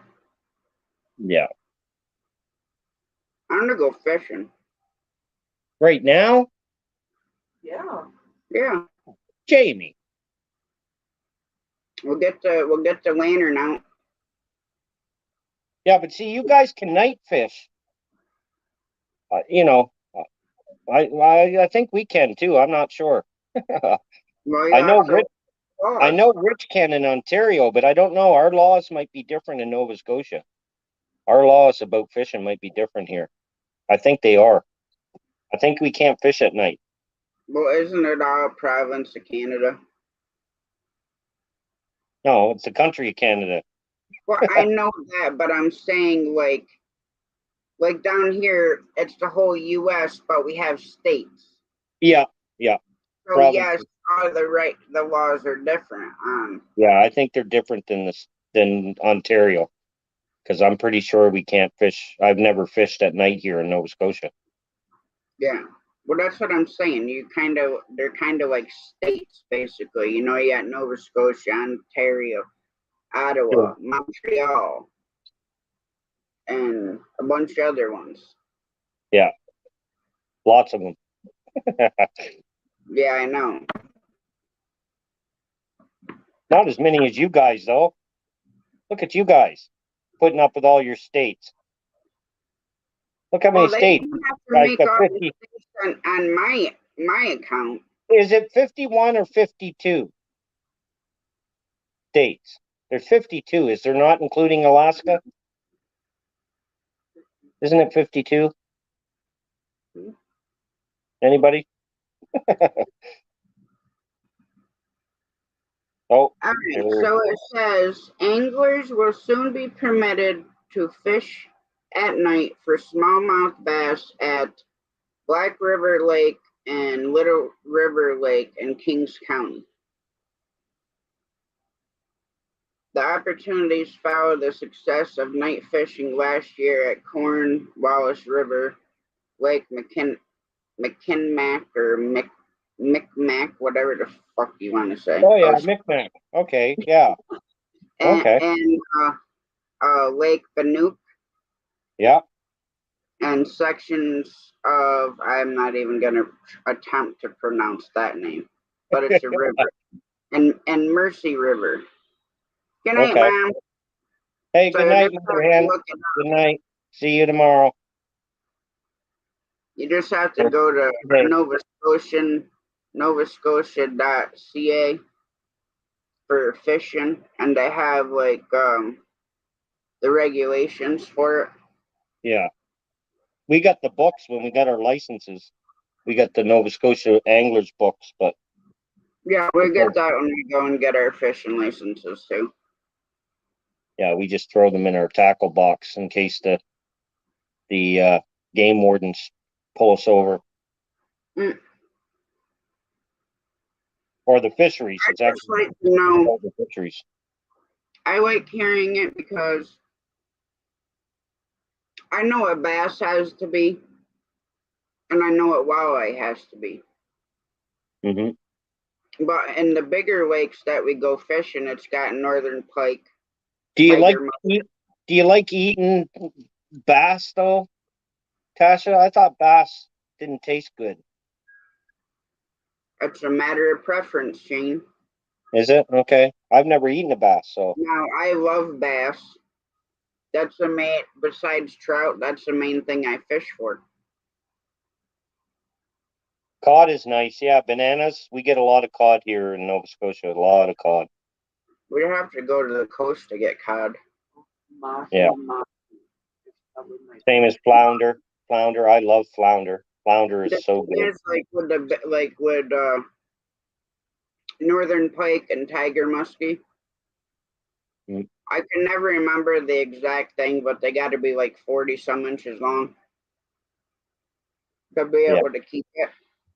Yeah, they got to be ridiculously big. That's the same as our sea bass. Our stripers down here, they've got to be like 28 or 30 inches before you can keep them. And I mean, as far as bass and like that kind of stuff, you know, like my grandfather, my mom's parents, they love walleye. So does my mom. Mm. But mom will eat bass and stuff like that. Yeah, I've heard walleye's good. I would Mhm. try a walleye. I haven't had walleye, but I'll eat walleye. I heard walleye, but Yeah, walleye. When you get a big, nice walleye, you can get some big fillets off of it. mm, mm. I got a Dr. bag Mercenary. What's up, Doc? Dr. Mercenary still hanging out with us, buddy? Yep. Good to see you, Doc. But I think I am gonna get off of here now. Yeah, I'm gonna go have a nap too, Tasha. Thank you for having me up. Thank you, Jamie. Good night. See you, Jamie. See you, Mother Hen. See you, everybody in the chat. See you all tomorrow. Tomorrow morning. Or this morning. I'll see you in a little bit. This morning, yeah. I'll see you in a little bit. All right, guys. Thank you very much for coming in and spending time with us. Definitely always have a good conversation. Well, unless it's just me up here talking, then yeah, it's kind of iffy. But anyways, I hope everyone has a great night. God bless. And I will be live again tomorrow, same time, 9:30 p.m. Eastern. And I will catch you guys in the morning if you come into Shane's morning live, or I'll see you tonight. But have a great day. Sleep, morning, afternoon, wherever you are in the world. God bless.